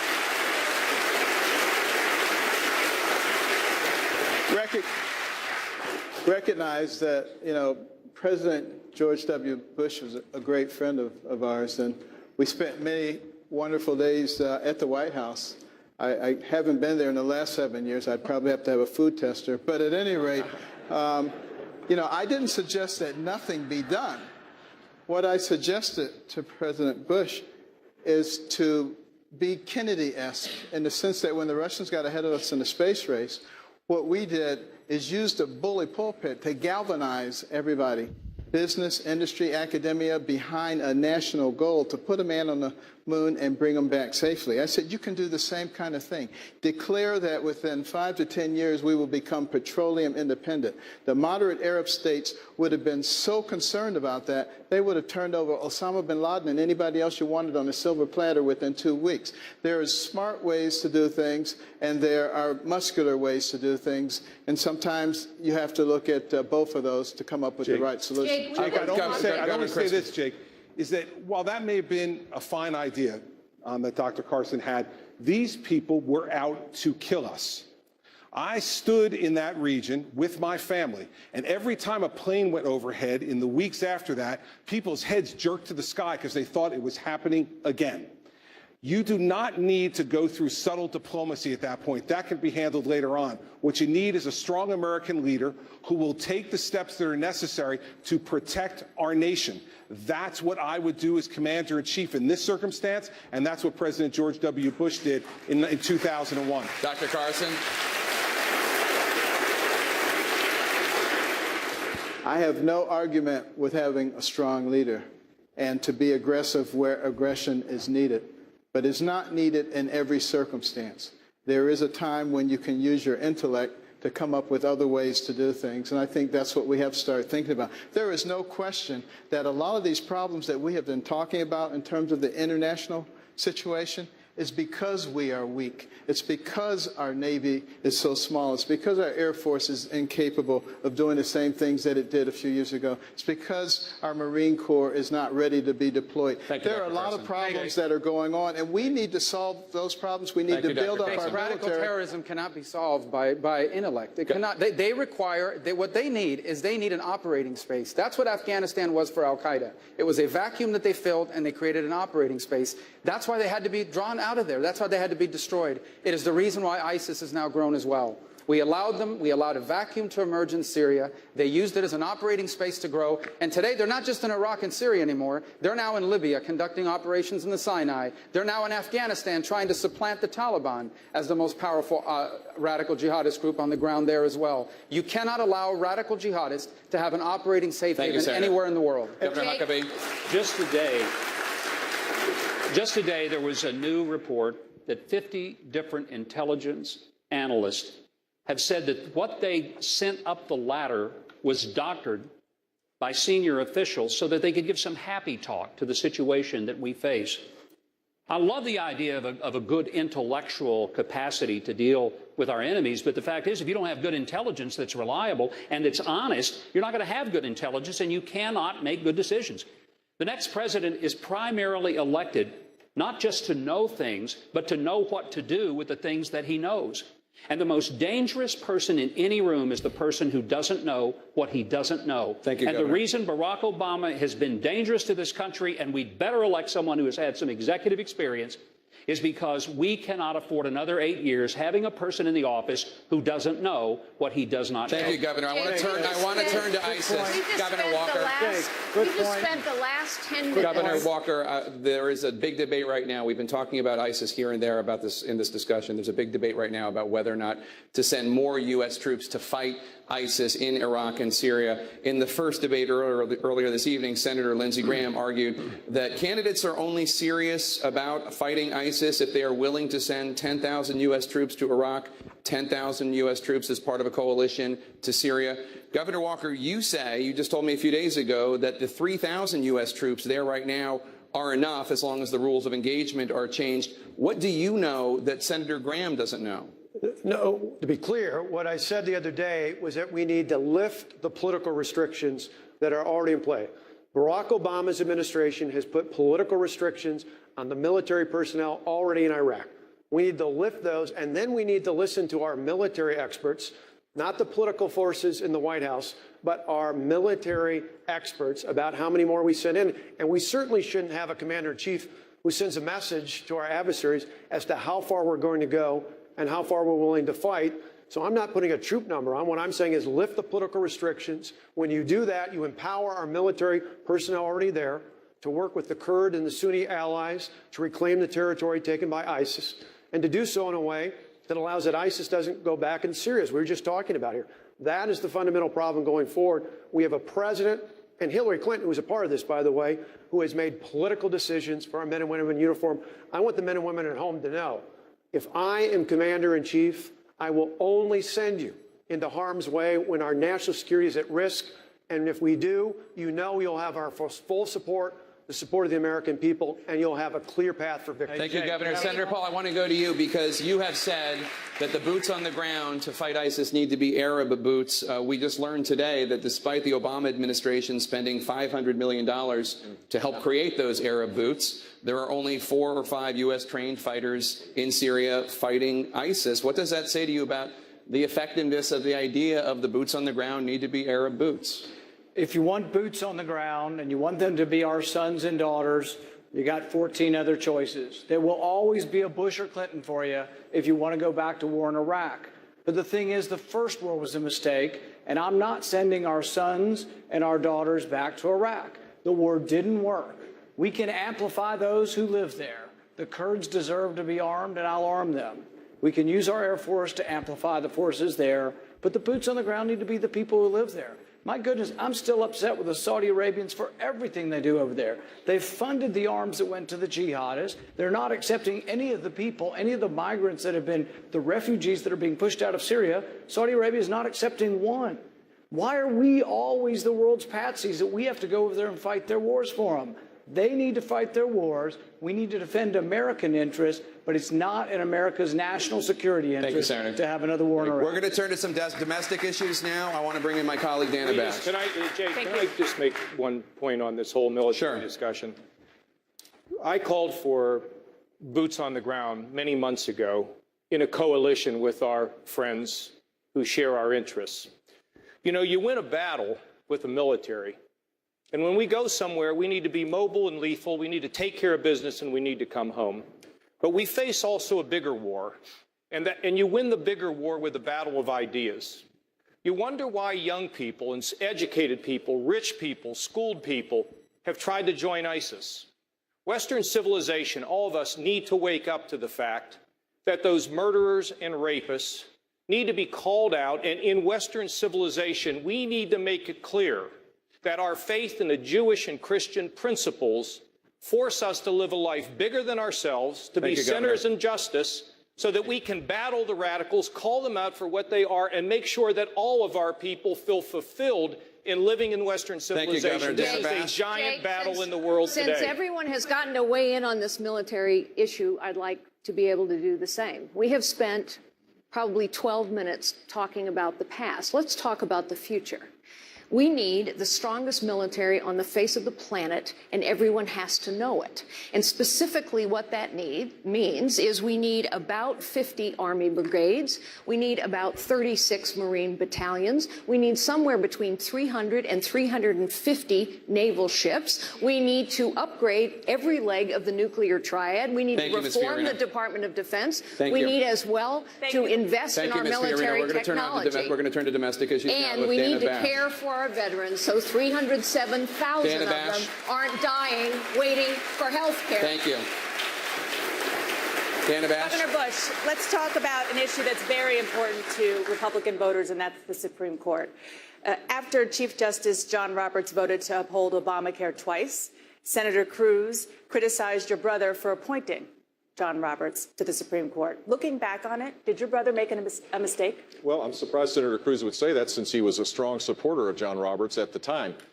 I will talk about what I will do as President of the United States as it relates to appointing Supreme Court justices. We need to make sure that we have justices that with a proven, experienced record of respect for upholding the Constitution. That is what we need. We can't have the history in recent past is appoint people that have no experience so that you can't get attacked. And that makes it harder for people to have confidence that they won't veer off on decisions. Is John Roberts one of those people?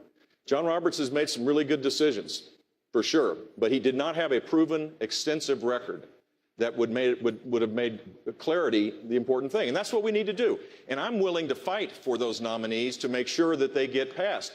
You can't do it the politically expedient way anymore. This is the culture in Washington. You have to fight hard for these appointments. This is perhaps the most important thing that the next president will do. Do you like what you just heard, Senator Cruz? Well, Dan, I've known John Roberts for 20 years. He's an amazingly talented lawyer. But yes, it was a mistake when he was appointed to the Supreme Court. He's a good enough lawyer that he knows in these Obamacare cases, he changed the statute, he changed the law in order to force that failed law on millions of Americans for a political outcome. And, you know, we're frustrated as conservatives. We keep winning elections, and then we don't get the outcome we wanted. Let me focus on 2 moments in time. Number one, in 1990, in one room was David Souter, in another room was Edith Jones, the rock-ribbed conservative on the Fifth Circuit Court of Appeals. George Herbert Walker Bush appointed David Souter. And then in 2005, in one room was John Roberts, in another room was my former boss, Mike Ludig, the rock-ribbed conservative on the Fourth Circuit Court of Appeals. Thank you, Senator. George W. Bush appointed John Roberts. And let me give you the consequences of that. If instead the President Bushes had appointed Edith Jones and Mike Ludig, which is who I would have appointed, Obamacare would have been struck down 3 years ago, and the marriage laws of all 50 states would be on the books. These matter, and I've fought to defend the Constitution my whole life, and Governor I will Bush, as president as well. I want to let you respond. Well, first of all, as I said, he supported John Roberts. He supported him publicly. So you can rewrite history, I guess, Ted, but the simple fact is that you supported him because he had all the criteria that you would have thought would have made a great justice. And I think he is doing a good job. But the simple fact is, going forward, what we need to do is to have someone that has a long-standing set of rulings that consistently makes it clear that he is focused exclusively on upholding the Constitution of the United States, that they won't try to use the bench as a means by which to legislate. And that's what we should do. And I hope I'll be working with members of the United States Senate to fight hard for the passage of people that have that kind of qualification. Senator Cruz, 30 seconds. It is true that after George W. Bush nominated John Roberts, I supported his confirmation. That was a mistake, and I regret that. I wouldn't have nominated John Roberts, and indeed, Governor Bush pointed out why. It wasn't that the President Bushes wanted to appoint a liberal to the court. It's that it was the easier choice. Both David Souter and John Roberts, they didn't have a long paper trail. If you'd nominated Edith Jones or Mike Ludig, you would have had a bloody fight, and they weren't willing to spend political capital to put a strong judicial conservative on the court. I have spent my entire life, starting from clerking for Chief Justice William Rehnquist on the United States Supreme Court, one of the most principled jurists. We have an out-of-control court, and I give you my word. If I'm elected president, every single Supreme Court justice will faithfully follow the law and will not act like philosopher kings imposing their liberal policies on millions of Americans who need to be trusted to govern ourselves. Thank you, Senator. Governor Huckabee, I want to bring you in very quickly if you could. Will you have a litmus test when it comes to appointing Supreme Court nominees? You better believe I will, because I'm tired of liberals always having a litmus test and conservatives are supposed to pretend we don't. Well, let me tell you what mine would be. Number one, I'd ask, do you think that the unborn child is a human being, or is it just a blob of tissue? I'd want to know the answer to that. I'd want to know, do you believe in the First Amendment? Do you believe that religious liberty is the fundamental liberty around which all the other freedoms of this country are based? And I'd want to know, do you really believe in the Second Amendment? Do you believe that we have an individual right to bear arms, to protect ourselves and our family, and to protect our country? And do you believe in the Fifth and the 14th Amendment? Do you believe that a person, before they're deprived of life and liberty, should in fact have due process and equal protection under the law? Because if you do, you're going to do more than defund Planned Parenthood. One final thing. I'd make darn sure that we absolutely believe the 10th Amendment. Every governor on this stage would share this much with you. Every one of us. Our biggest fight wasn't always with the legislature or even with the Democrats. My gosh, half the time it was with the federal government, who apparently never understood that if it's not reserved in the Constitution, then the 10th Amendment says it's left to the states, but somebody forgot to send a memo to Washington. Thank you, Governor. Now, we're going to take a quick break. Coming up, one of the hottest questions that you have been asking us via social media. We will pose it to the candidates. That's coming up right after this. Welcome back to CNN's Republican presidential debate at the Reagan Library here in Simi Valley, California. Many people on social media wanted us to ask about marijuana legalization. Senator Paul, Governor Christie recently said, quote, if you're getting high in Colorado today, where marijuana has been legalized, enjoy it until January 2017, because I will enforce the federal laws against marijuana. Will you? I think one of the great problems and what the American people don't like about politics is hypocrisy. People who have one standard for others and not for themselves. There's at least one prominent example on the stage of someone who says they smoked pot in high school. And yet the people who are going to jail for this are poor people, often African Americans and often Hispanics. And yet the rich kids who use drugs aren't. I personally think that this is a crime for which the only victim is the individual. And I think that America has to take a different attitude. I'd like to see more rehabilitation and less incarceration. I'm a fan of the drug courts, which try to direct you back towards work and less time in jail. But the bottom line is the states, we say we like the 10th Amendment until we start talking about this. And I think the federal government's gone too far. I think that the war on drugs has had a racial outcome and really has been something that's really damaged our inner cities. Not only do the drugs damage them, we damage them again by incarcerating them and then preventing them from getting employment over time. So I don't think that the federal government should override the states. I believe in the 10th Amendment, and I really will say that the states are left to themselves. I want to give the person that you called a hypocrite an opportunity to respond. Do you want to identify that person?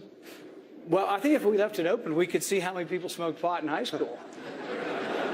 Is there somebody you were specifically thinking of? Well, you know, the thing is, He was talking about me. Yeah, I was talking That's about. what I thought, but I wanted him to say it. Well, I wanted to make it easier for him, Okay. and I just did. Governor Bush, please. So 40 years ago, I smoked marijuana, and I admit it. I'm sure that other people might have done it and may not want to say it in front of 25 million people. My mom's not happy that I just did.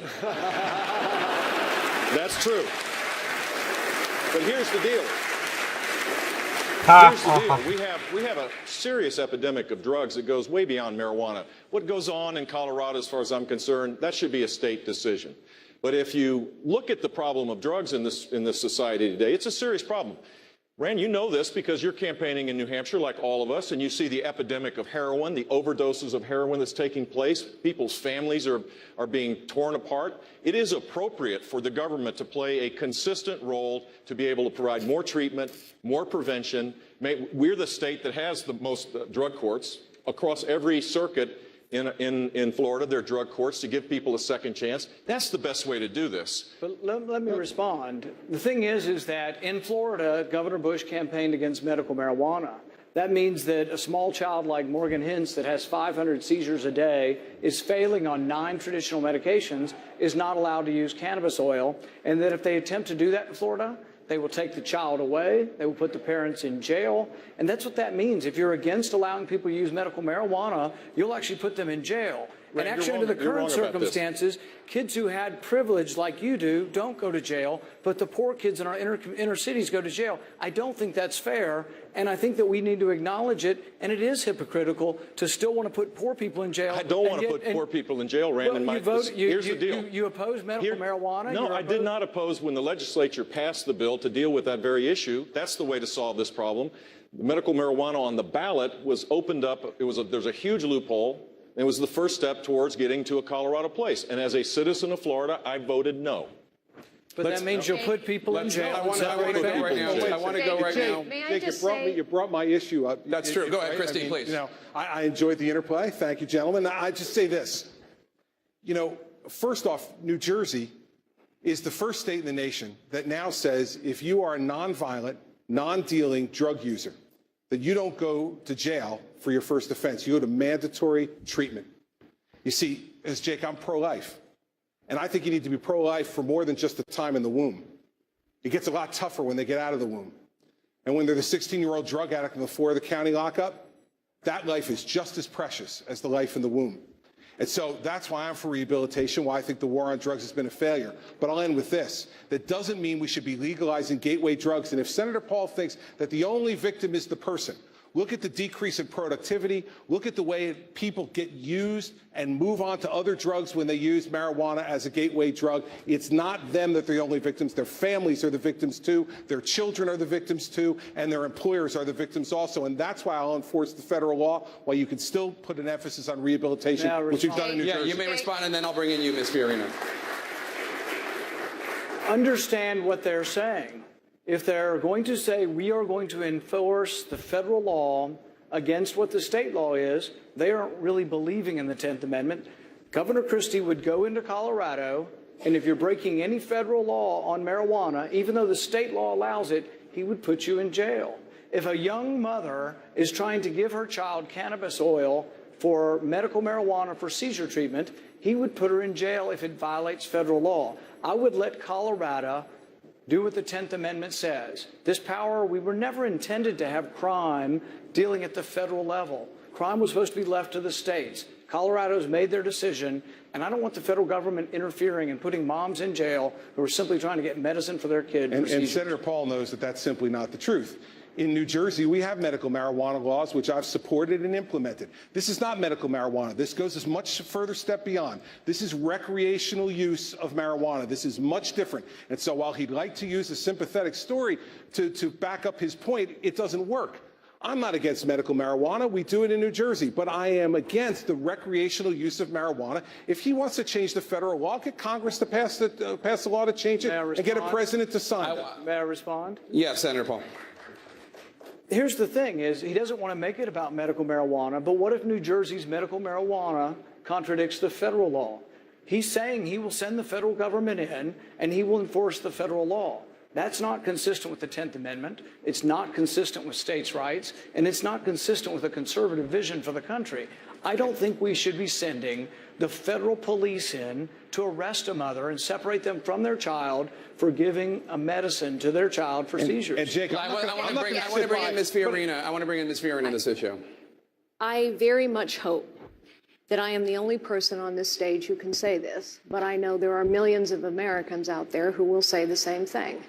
My husband Frank and I buried a child to drug addiction. So we must invest more in the treatment of drugs. I agree with Senator Paul. I agree with states' rights. But we are misleading young people when we tell them that marijuana is just like having a beer. It's not. And the marijuana that kids are smoking today is not the same as the marijuana that Jeb Bush smoked 40 years ago. We do. Sorry, Barbara. We do need criminal justice reform. We have the highest incarceration rates in the world. 2/3 of the people in our prisons are there for nonviolent offenses, mostly drug-related. It's clearly not working. But we need to tell young people the truth. Drug addiction is an epidemic, and it is taking too many of our young people. I know this sadly from personal experience. Hugh Hewitt, I'd like to... Thank you, Jake. Tomorrow is, Republicans know this, tomorrow is Constitution Day. We've been talking about the 10th Amendment. Let's talk about the Second Amendment. Governor Bush, one of the things the Supreme Court has gotten right is that it's an individual right. It's protected for individuals to hold it. Last week you said the next step in gun issues is to make sure they're not in the hands of the mentally ill. In this state, there's a controversial law that allows guns to be taken away from people without a hearing. Where does it go? And the problem of violence is endemic, but where does it go from what you said last week? How far into people's lives to take guns away from them? Not very far. I think we need to do this state by state. There are places that get this right, and we need to make sure that we protect privacy laws. This is a complicated place. But I do think the natural impulse on the left, Hillary Clinton, immediately after one of these horrific violent acts took place, immediately said we need to have federal gun laws. President Obama, almost reflexively, always says the same thing. And the net result is you're going to take away rights of law-abiding citizens, the 99.999% of the people that are law-abiding citizens. That's not the right approach to do it. In Florida, we have a background check. We have concealed weapon permit holders. In fact, there's 1,200,000 of them. We have a reduction in violent crime because we put people behind bars when they use a gun in the commission of a crime. That's the better approach. But we're living in a society today where despair kind of grows in isolation. If a family member calls and says, my child, my brother, my sister is disturbed, ought the state be able to go and get their weapon without a hearing? I think there needs to be a hearing, but the fact is we need to encourage that kind of involvement. That's exactly what we need to do. Here, and there's a broader issue here as well. First of all, the only people that follow the law are law-abiding people. Criminals, by definition, ignore the law. So you can pass all the gun laws in the world like the left wants. The criminals are going to ignore it because they are criminals. Here's the real issue. The real issue is not what are people using to commit violence, but why are they committing the violence? And here's the truth. Because you cannot separate the social, moral well-being of your people from their economic and other well-being. You cannot separate it. You can't have a strong country without strong people. You cannot have strong people without strong values. And you cannot have strong values without strong families and the institutions in this country that defend and support those families. Well, and today we have a left-wing government under this president that is undermining all of the institutions in society that support the family and teach those values. Senator Cruz, I wanted to go to you. You're a constitutional litigator. Are you afraid of the next step theory of what happens to Second Amendment rights? I am not, and you mentioned that the U.S. Supreme Court had rightly upheld the individual right to keep and bear arms. I was proud to lead 31 states before the U.S. Supreme Court defending the Second Amendment, and we won that landmark victory. And indeed, just a couple of years ago, when Harry Reid and Barack Obama came after the right to keep and bear arms of millions of Americans, I was proud to lead the fight in the United States Senate to protect our right to keep and bear arms. And for that reason, I was honored to be endorsed by gun owners of America as the strongest supporter of the Second Amendment on this stage today, and I will fight every day to defend the Bill of Rights. I'd like to turn to Dana Bash. Mr. Trump, you have said once or twice that you are really rich, and you are by far the richest person on this stage. Chris Christie says billionaires like you, and even people who make and earn far less, should no longer get Social Security, or at least there should be limits based on the income. You think he's wrong? And if so, why? Speaking for myself, I'm okay with it. I think there's a certain truth to it. I know people that, frankly, it has no impact on their life whatsoever. There are many people. I would almost say leave it up to them, but I would be willing to check it off and say I will not get Social Security. What about the country as a policy? As a policy, I would almost leave it up to the people. Don't forget, they pay in, and maybe they do well, and maybe some people want it. But the fact is that there are people that truly don't need it, and there are many people that do need it very, very badly. And I would be willing to write mine off 100%, Dana. So is a voluntary program a way to get the Social Security system solvent again, like that? No, it's not. But with Donald did it, it's a good start. That's really good. No, listen. This is an issue that we've got to talk about, and we haven't talked about yet. 71% of all federal spending is on entitlements and debt service. When John Kennedy was elected president in 1960, it was 26%. Harvard and Dartmouth says that Social Security is going to go insolvent in 7 to 8 years. So what I say is very simple. We need to save this program for the good people out there who have paid into the system and need it. And if that means making sure that folks like Donald and many of us on this stage don't get it, that's the right thing to do, because here's what Hillary Clinton's going to want to do. She's going to want to put more money into a system that has already lied to us and stolen from us. This government doesn't need more money to make Social Security solvent. We need to be not paying out benefits to people who don't really need it. We need to protect the people whose Social Security means the difference between picking between heat and rent and food. That's why I put out the proposal, and that's the people I'm trying to protect. Governor Christie's right about Social Security. Thank you, Governor. I'm coming to you right now on a separate issue, sir. We've received a lot of questions from social media about climate change. Senator Rubio, Ronald Reagan's Secretary of State George Shultz reminds us that when Reagan was president, he faced a similar situation to the one that we're facing now. There were dire warnings from the mass consensus of the scientific community about the ozone layer shrinking. Shultz says Ronald Reagan urged skeptics in industry to come up with a plan. He said, do it as an insurance policy in case the scientists are right. The scientists were right. Reagan and his approach worked. Secretary Shultz asks, why not take out an insurance policy and approach climate change the Reagan way? Because we're not going to destroy our economy the way the left-wing government that we are under now wants to do. I'm citing George Shultz. Well, I don't. He may have lined up with their positions on this issue, but here's the bottom line. Every proposal they put forward are going to be proposals that will make it harder to do business in America, that will make it harder to create jobs in America.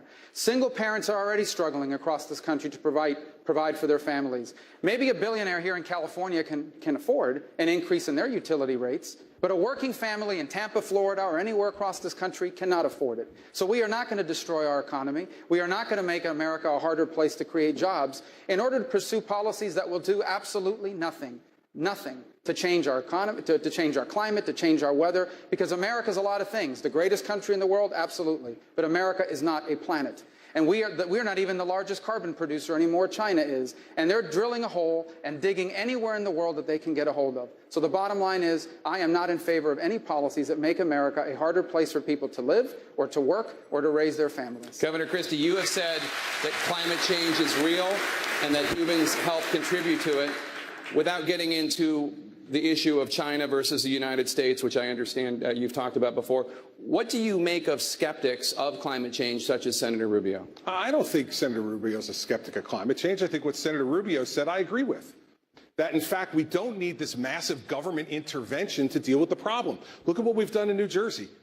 We've already reached our clean air goals for 2020, and when I was governor, I pulled out of the regional cap and trade deal, the only state in the Northeast that did that. And we still reached our goals. Why? Because 53% of our electricity comes from nuclear. We use natural gas. We use solar power. We're the third highest using solar power state. You know why? Because we made all of those things economically feasible. I agree with Marco. We shouldn't be destroying our economy in order to chase some wild left-wing idea that somehow us by ourselves is going to fix the climate. We can contribute to that and be economically sound. We've proven that we could do that in New Jersey. Nuclear needs to be back on the table in a significant way in this country if we want to go after this problem. Just for the record, I was citing Secretary of State George Shultz, Ronald Reagan's Secretary of State, who I don't think anybody would call him left-wing. No, listen, everybody makes a mistake every once in a while, Jake, even George Shultz. And if that's truly a representation of what he believes we should be doing, then with all due respect to the former Secretary of State, I disagree with him. Jake, you mentioned me and called me a denier. Let me say, climate change... I called you a skeptic. Okay, a skeptic. You know, you can measure the climate. You can measure it.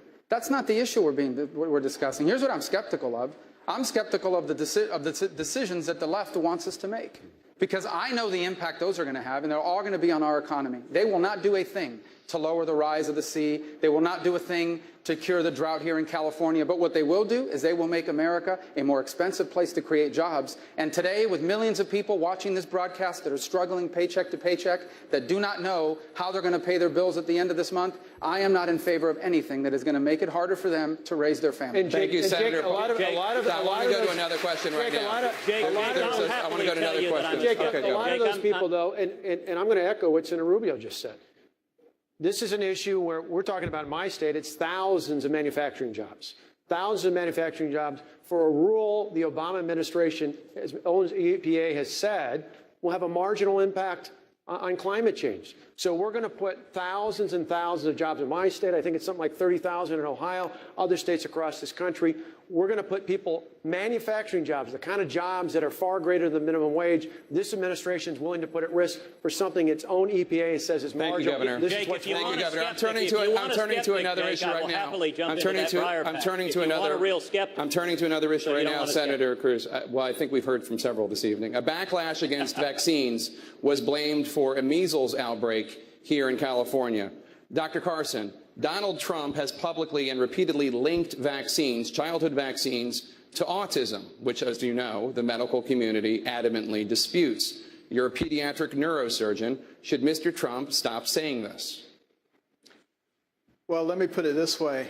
There have been numerous studies, and they have not demonstrated that there's any correlation between vaccinations and autism. This was something that was spread widely 15 or 20 years ago, and it has not been adequately revealed to the public what's actually going on. Vaccines are very important, certain ones, the ones that would prevent death or crippling. There are others, or a multitude of vaccines, which probably don't fit in that category, and there should be some discretion in those cases. But, you know, a lot of this is pushed by big government, and I think that's one of the things that people so vehemently want to get rid of big government. You know, we have 4.1 million federal employees, 650 federal agencies and departments. That's why they have to take so much of our taxes. Should he stop saying it? Should he stop saying the vaccines cause autism? Well, you know, I've just explained it to him. He can read about it if he wants to. I think he's an intelligent man and will make the correct decision after getting the real facts. Mr. Trump, as president, Well, you would. I'd like I'm to going respond. right to you. I'd like to Mr. Trump, respond. as president, you would be in charge of the Centers for Disease Control and the National Institutes of Health, both of which say you are wrong. How would you handle this as president? Autism has become an epidemic. 25 years ago, 35 years ago, you look at the statistics, not even close. It has gotten totally out of control. I am totally in favor of vaccines, but I want smaller doses over a longer period of time. Because you take a baby in, and I've seen it, and I had my children taken care of over a long period of time, over a 2 or 3 year period of time, same exact amount. But you take this little beautiful baby and you pump, I mean, it looks just like it's meant for a horse, not for a child. And we've had so many instances, people that worked for me just the other day, 2 years old, 2.5 years old, a child, a beautiful child, went to have the vaccine and came back and a week later got a tremendous fever, got very, very sick, now is autistic. I only say I'm in favor of vaccines. Do them over a longer period of time, same amount. Thank you. Just in little sections. Dr. Carson. And I think you're going to see a big impact on autism. Dr. Carson, you just heard his medical take. He's an okay doctor. Okay.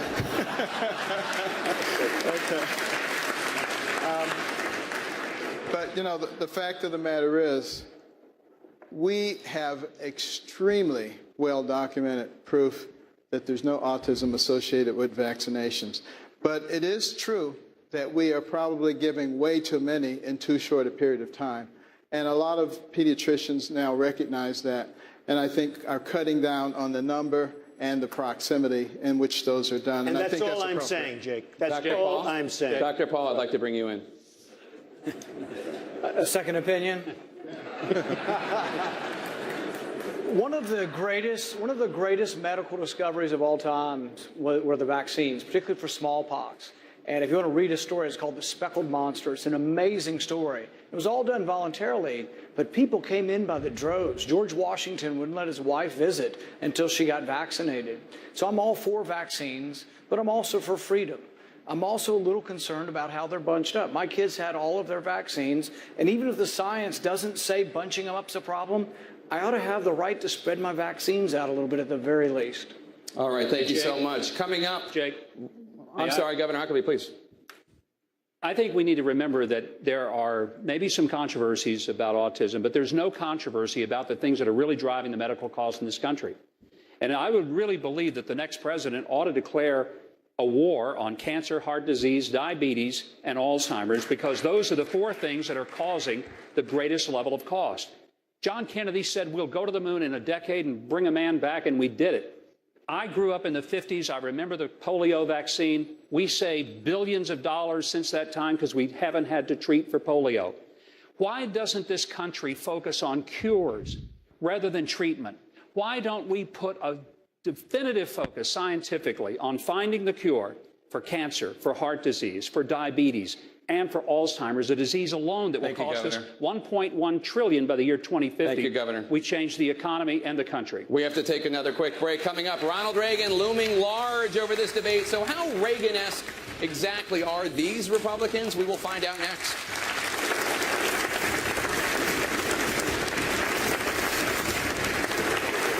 Welcome back to CNN's Republican presidential debate at the Reagan Library in Simi Valley, California. We have a few last questions for you, two of them a little lighthearted, the other one more serious. We'll start with one of the more light questions. Senator Paul, I'm going to start with you, and we're just going to go down the line. Earlier this year, the Treasury Department announced that a woman will appear on the $10 bill. What woman would you like to see on the $10 bill? Ooh, that's a tough one. You know, I'm big on that we were, and I love what Carly said about women's suffrage. I think Susan B. Anthony might be a good choice. Governor Huckabee. That's an easy one. I'd put my wife on there. I've been married to her 41 years. She's fought cancer and lived through it. She's raised 3 kids, 5 great-grandkids, and she's put up with me. I mean, who else could possibly be on that money other than my wife? And then that way she could spend her own money to her face. Senator Paul? No, Senator Rubio? I'm sorry, Senator Rubio? Sorry. I know we all look alike, right? Just the senators. The Rosa Parks, an everyday American that changed the course of history. Senator Cruz. Well, I wouldn't change the $10 bill. I'd change the 20. I'd take Jackson off, and I'd leave Alexander Hamilton right where he is as one of our founding fathers. And I very much agree with Marco that it should be Rosa Parks. She was a principled pioneer that helped change this country, helped remedy racial injustice, and that would be an honor that would be entirely appropriate. Dr. Carson. I'd put my mother on there. You know, she was one of 24 children, got married at age 13, had only a 3rd grade education, had to raise 2 sons by herself, refused to be a victim, wouldn't let us be victims, and has been the inspiration for many people. Mr. Trump. Well, because she's been sitting for 3 hours, I think my daughter Ivanka, who's right here. Other than that, we'll go with Rosa Parks. I like that. Governor Bush. I would go with Ronald Reagan's partner, Margaret Thatcher. Probably illegal, but what the heck? Since it's not going to happen. A strong leader is what we need in the White House, and she certainly was a strong leader that restored the United Kingdom to greatness. Governor Walker. First of all, I got to say to Carson Huckabee, thanks a lot for making the rest of us look like chumps up here. But I put Clara Barton. I once worked for the American Red Cross. She was a great founder of the Red Cross. Ms. Fiorina. I wouldn't change the $10 bill or the $20 bill. I think, honestly, it's a gesture. I don't think it helps to change our history. What I would think is that we ought to recognize that women are not a special interest group. Women are the majority of this nation. We are half the potential of this nation, and this nation will be better off when every woman has the opportunity to live the life she chooses.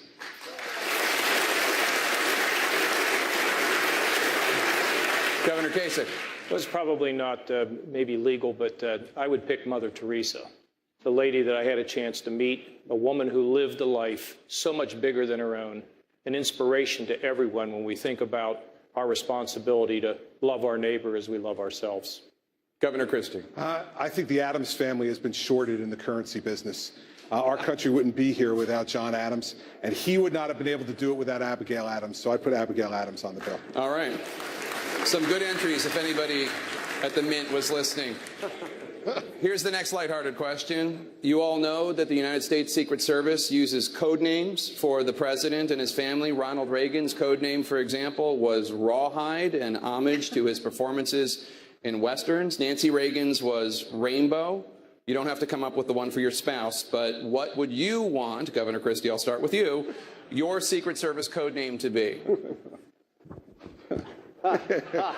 You know, I've been called a lot of names by a lot of different people. Now I got to get called by names by the Secret Service. I would just say True Heart. Well, I have one now with my detail. They call me Unit 1. My wife says, you'll never be Unit 1. I'm Unit 1. You're Unit 2. Secretariat. Governor Walker. Harley. I love riding Harleys. Ever ready. It's very high energy, Donald.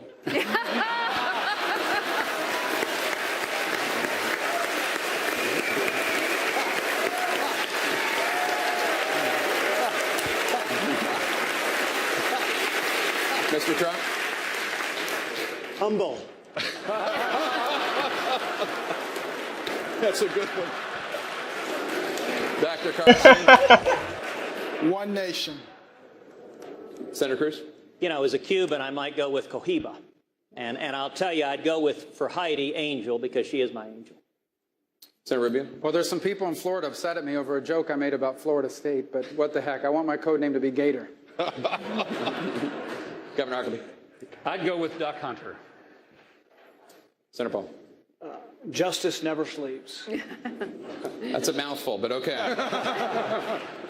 Okay, here's the more serious question. Ronald Reagan, the 40th president, used the plane behind you to accomplish a great many things. Perhaps most notably, to challenge Mikhail Gorbachev to tear down the wall, and then ultimately to make peace with the USSR. How will the world look different once your Air Force One is parked in the hangar of your presidential library? Senator Paul. You know, I met Ronald Reagan as a teenager, and my family were big supporters of him when he ran against Gerald Ford.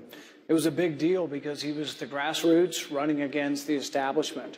And I'll never forget that, and how we stood up and said, you know what, this is something new that our country needs and our party needs. If I were president, I would try to be one who says, you know what, I'm a Reagan conservative.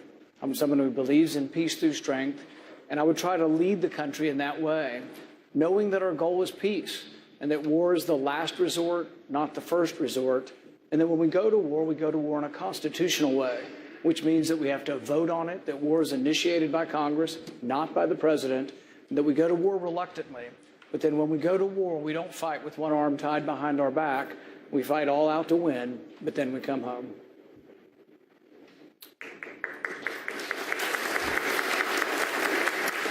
At the end of my presidency, I would like to believe that the world would be a safe place, and there wouldn't be the threats, not only to the U.S., but to Israel and our allies, because we would have the most incredible, well-trained, well-equipped, well-prepared military in the history of mankind.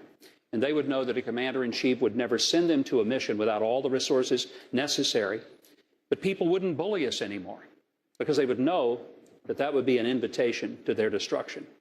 Domestically, we'd be operating under a tax system that eliminated the IRS.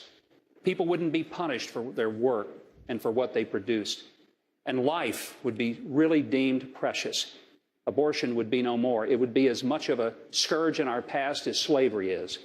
And we'd have a peaceful country where people respected each other and people respected law enforcement. And we would focus on cures. And we would make this country not only safe from our enemies without, but safe from the enemies within. And it would be a good place to raise our kids and our grandkids.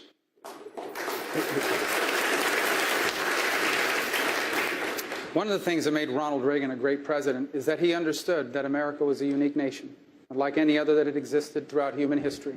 He knew it was founded on universal principles that were powerful: the dignity of all people, human rights, the rights of all to live in freedom and liberty and to choose their own path in life. He just didn't believe it. He acted on it. That's why bringing down communism was so important to him. If I'm honored with the opportunity to be president, I hope that our Air Force One will fly first and foremost to our allies in Israel, in South Korea, and Japan. They know we stand with them, that America can be counted on. It would also fly to China, not just to meet with our enemies, not just to meet with those adversaries of ours that are there, but also to meet with those that aspire to freedom and liberty within China. I would even invite them to our inauguration. We would also fly into Moscow and into Russia, and not just meet with the leaders of Russia, but also meet with those who aspire to freedom and liberty in Russia. And ultimately, I hope that my Air Force One, if I become president, will one day land in a free Cuba, where its people can choose their leaders and its own destiny.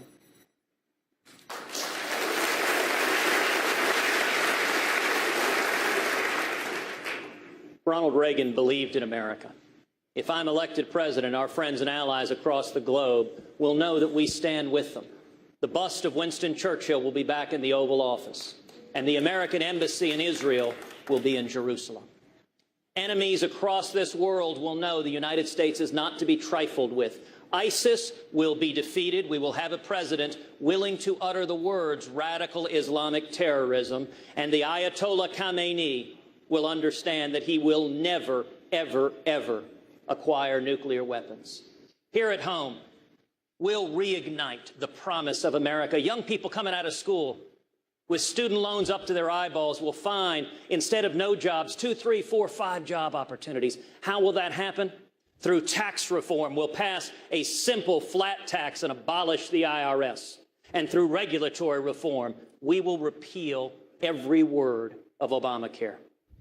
You want to know what I'll do as president? It's real simple. We'll kill the terrorists, we'll repeal Obamacare, and we will defend the Constitution, every single word of it.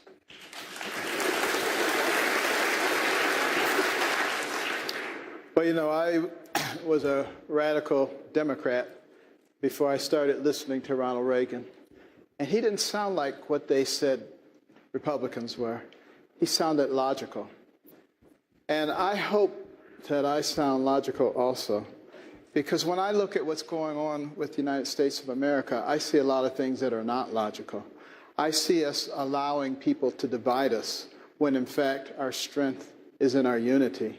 I see people exercising the most irresponsible fiscal habits that anyone could possibly do and hiding it from the American people so that the majority of people have no idea what our financial situation is. So when someone comes along and says, free college, free phones, free this and that and the other, they say, wow, that's nice, having no idea that they're destabilizing our position.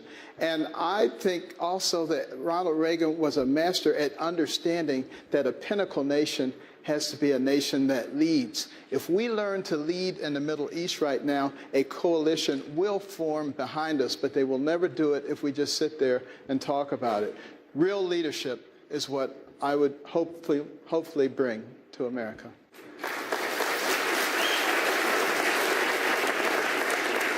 If I become president, we will do something really special. We will make this country greater than ever before. We'll have more jobs. we'll have more of everything. We were discussing disease. We were discussing all sorts of things tonight, many of which will just be words. It'll just pass on. I don't want to say politicians, all talk, no action. But a lot of what we talked about is words, and it'll be forgotten very quickly. If I'm president, many of the things that we discussed tonight will not be forgotten. We'll find solutions, and the world will respect us. They will respect us like never before, and it'll be actually a friendlier world. And I have to say, it's a great honor to be here tonight. Jake.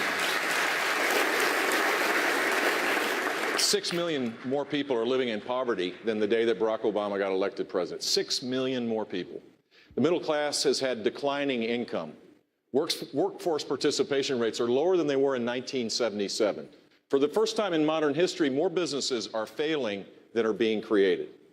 That is what the next president will have to deal with. And I believe we can reverse course by creating a strategy of high sustained economic growth, not the new normal of 2% that all the left says we just have to get used to, but a 4% growth strategy where we reform how we tax, fix the broken regulatory system, embrace the energy revolution in our midst, fix the immigration system so we can turn it into an economic driver, deal with the structural fiscal problems that exist because of our entitlement problems that will overwhelm and create way too much debt. If we grow at 4%, people are going to be lifted out of poverty. The great middle that defines our country will have a chance to be able to pursue their dreams as they see fit. That should be the great challenge and the great opportunity for the next president of the United States, to forge consensus, to go back to a high growth strategy, and then we'll be able to lead the world. Without a high growth strategy, our country will never have the resources or the optimism to be able to lead the world, which the world desperately needs our leadership.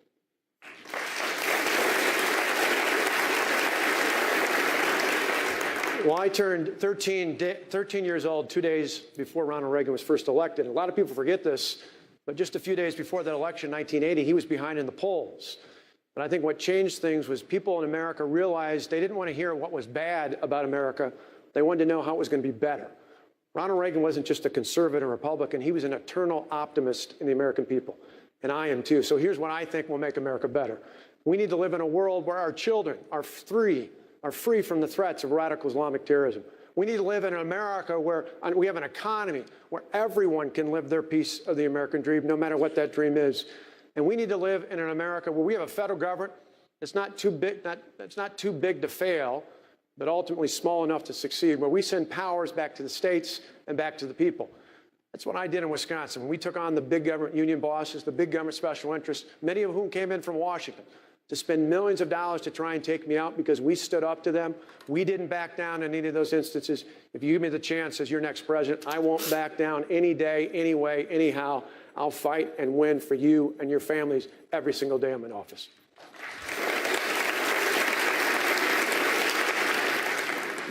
I think what this nation can be and must be is symbolized by Lady Liberty and Lady Justice. Lady Liberty stands tall and strong. She is clear-eyed and resolute. She doesn't shield her eyes from the realities of the world, but she faces outward into the world nevertheless, as we always must, and she holds her torch high, because she knows she is a beacon of hope in a very troubled world. And Lady Justice holds a sword by her side because she is a fighter, a warrior for the values and the principles that have made this nation great. She holds a scale in her other hand. And with that scale, she says, all of us are equal in the eyes of God. And so all of us must be equal in the eyes of the law and the government, powerful and powerless alike. And she wears a blindfold. And with that blindfold, she is saying to us that it must be true, it can be true, that in this country, in this century, it doesn't matter who you are. It doesn't matter what you look like. It doesn't matter how you start. It doesn't matter your circumstances. Here in this nation, every American's life must be filled with the possibilities that come from their God-given gifts. One nation, under God, indivisible, with liberty and justice for all.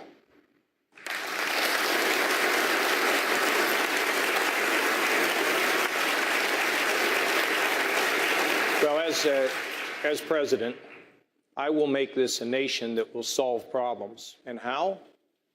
By having the elected officials and the leaders realize they're Americans before they're Republicans or Democrats. I did it in Washington. and I've done it in Ohio by having the elected officials realize that they're Ohioans before anything else. Secondly, I will rebuild the relationships and show the respect to our allies around the world. We have no choice but to do that. We will be stronger when we are unified, and we'll fight for freedom and for human rights. And finally, maybe a little bit of what Carly said. The people that are out there listening, America was never great because we ran America from the top down. America is great because we've run America from the bottom up, where we all live in the neighborhoods. One more time in America, we need to revive the concept of citizenship, where everybody's actions make a huge difference in changing the world. We have a Holocaust memorial on our State House grounds, and there is one line on there that stands out all the time. If you've saved one life, you've changed the world. We need to adopt that as citizens and rebuild and re-inspire our country. Thank you.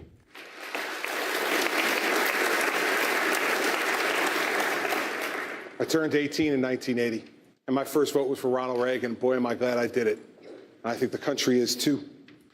A Christie presidency won't be about me. It'll be about you. Tonight, you sit at home in your living room frustrated that you play by the rules, you pay the taxes, you do the hard things to raise your family, yet you feel like America's generosity is being taken advantage of, that your system is being gamed, and that you're turning out to fall further and further behind. Our presidency will be about ending that, about enforcing the law, level the playing field for everybody, and once again reward those folks who play by the rules and think that justice means more than just a word, but it means a way of life. And I will tell you this, around the world, I will not shake hands with, I will not meet with, and I will not agree to anything with a country that says death to us and death to Israel and holds our hostages while we sign agreements with them. It'll be an America that'll be strong and resolute and will once again be able to stick out its chest and say, we truly are the greatest nation in the world because we live our lives that way each and every day.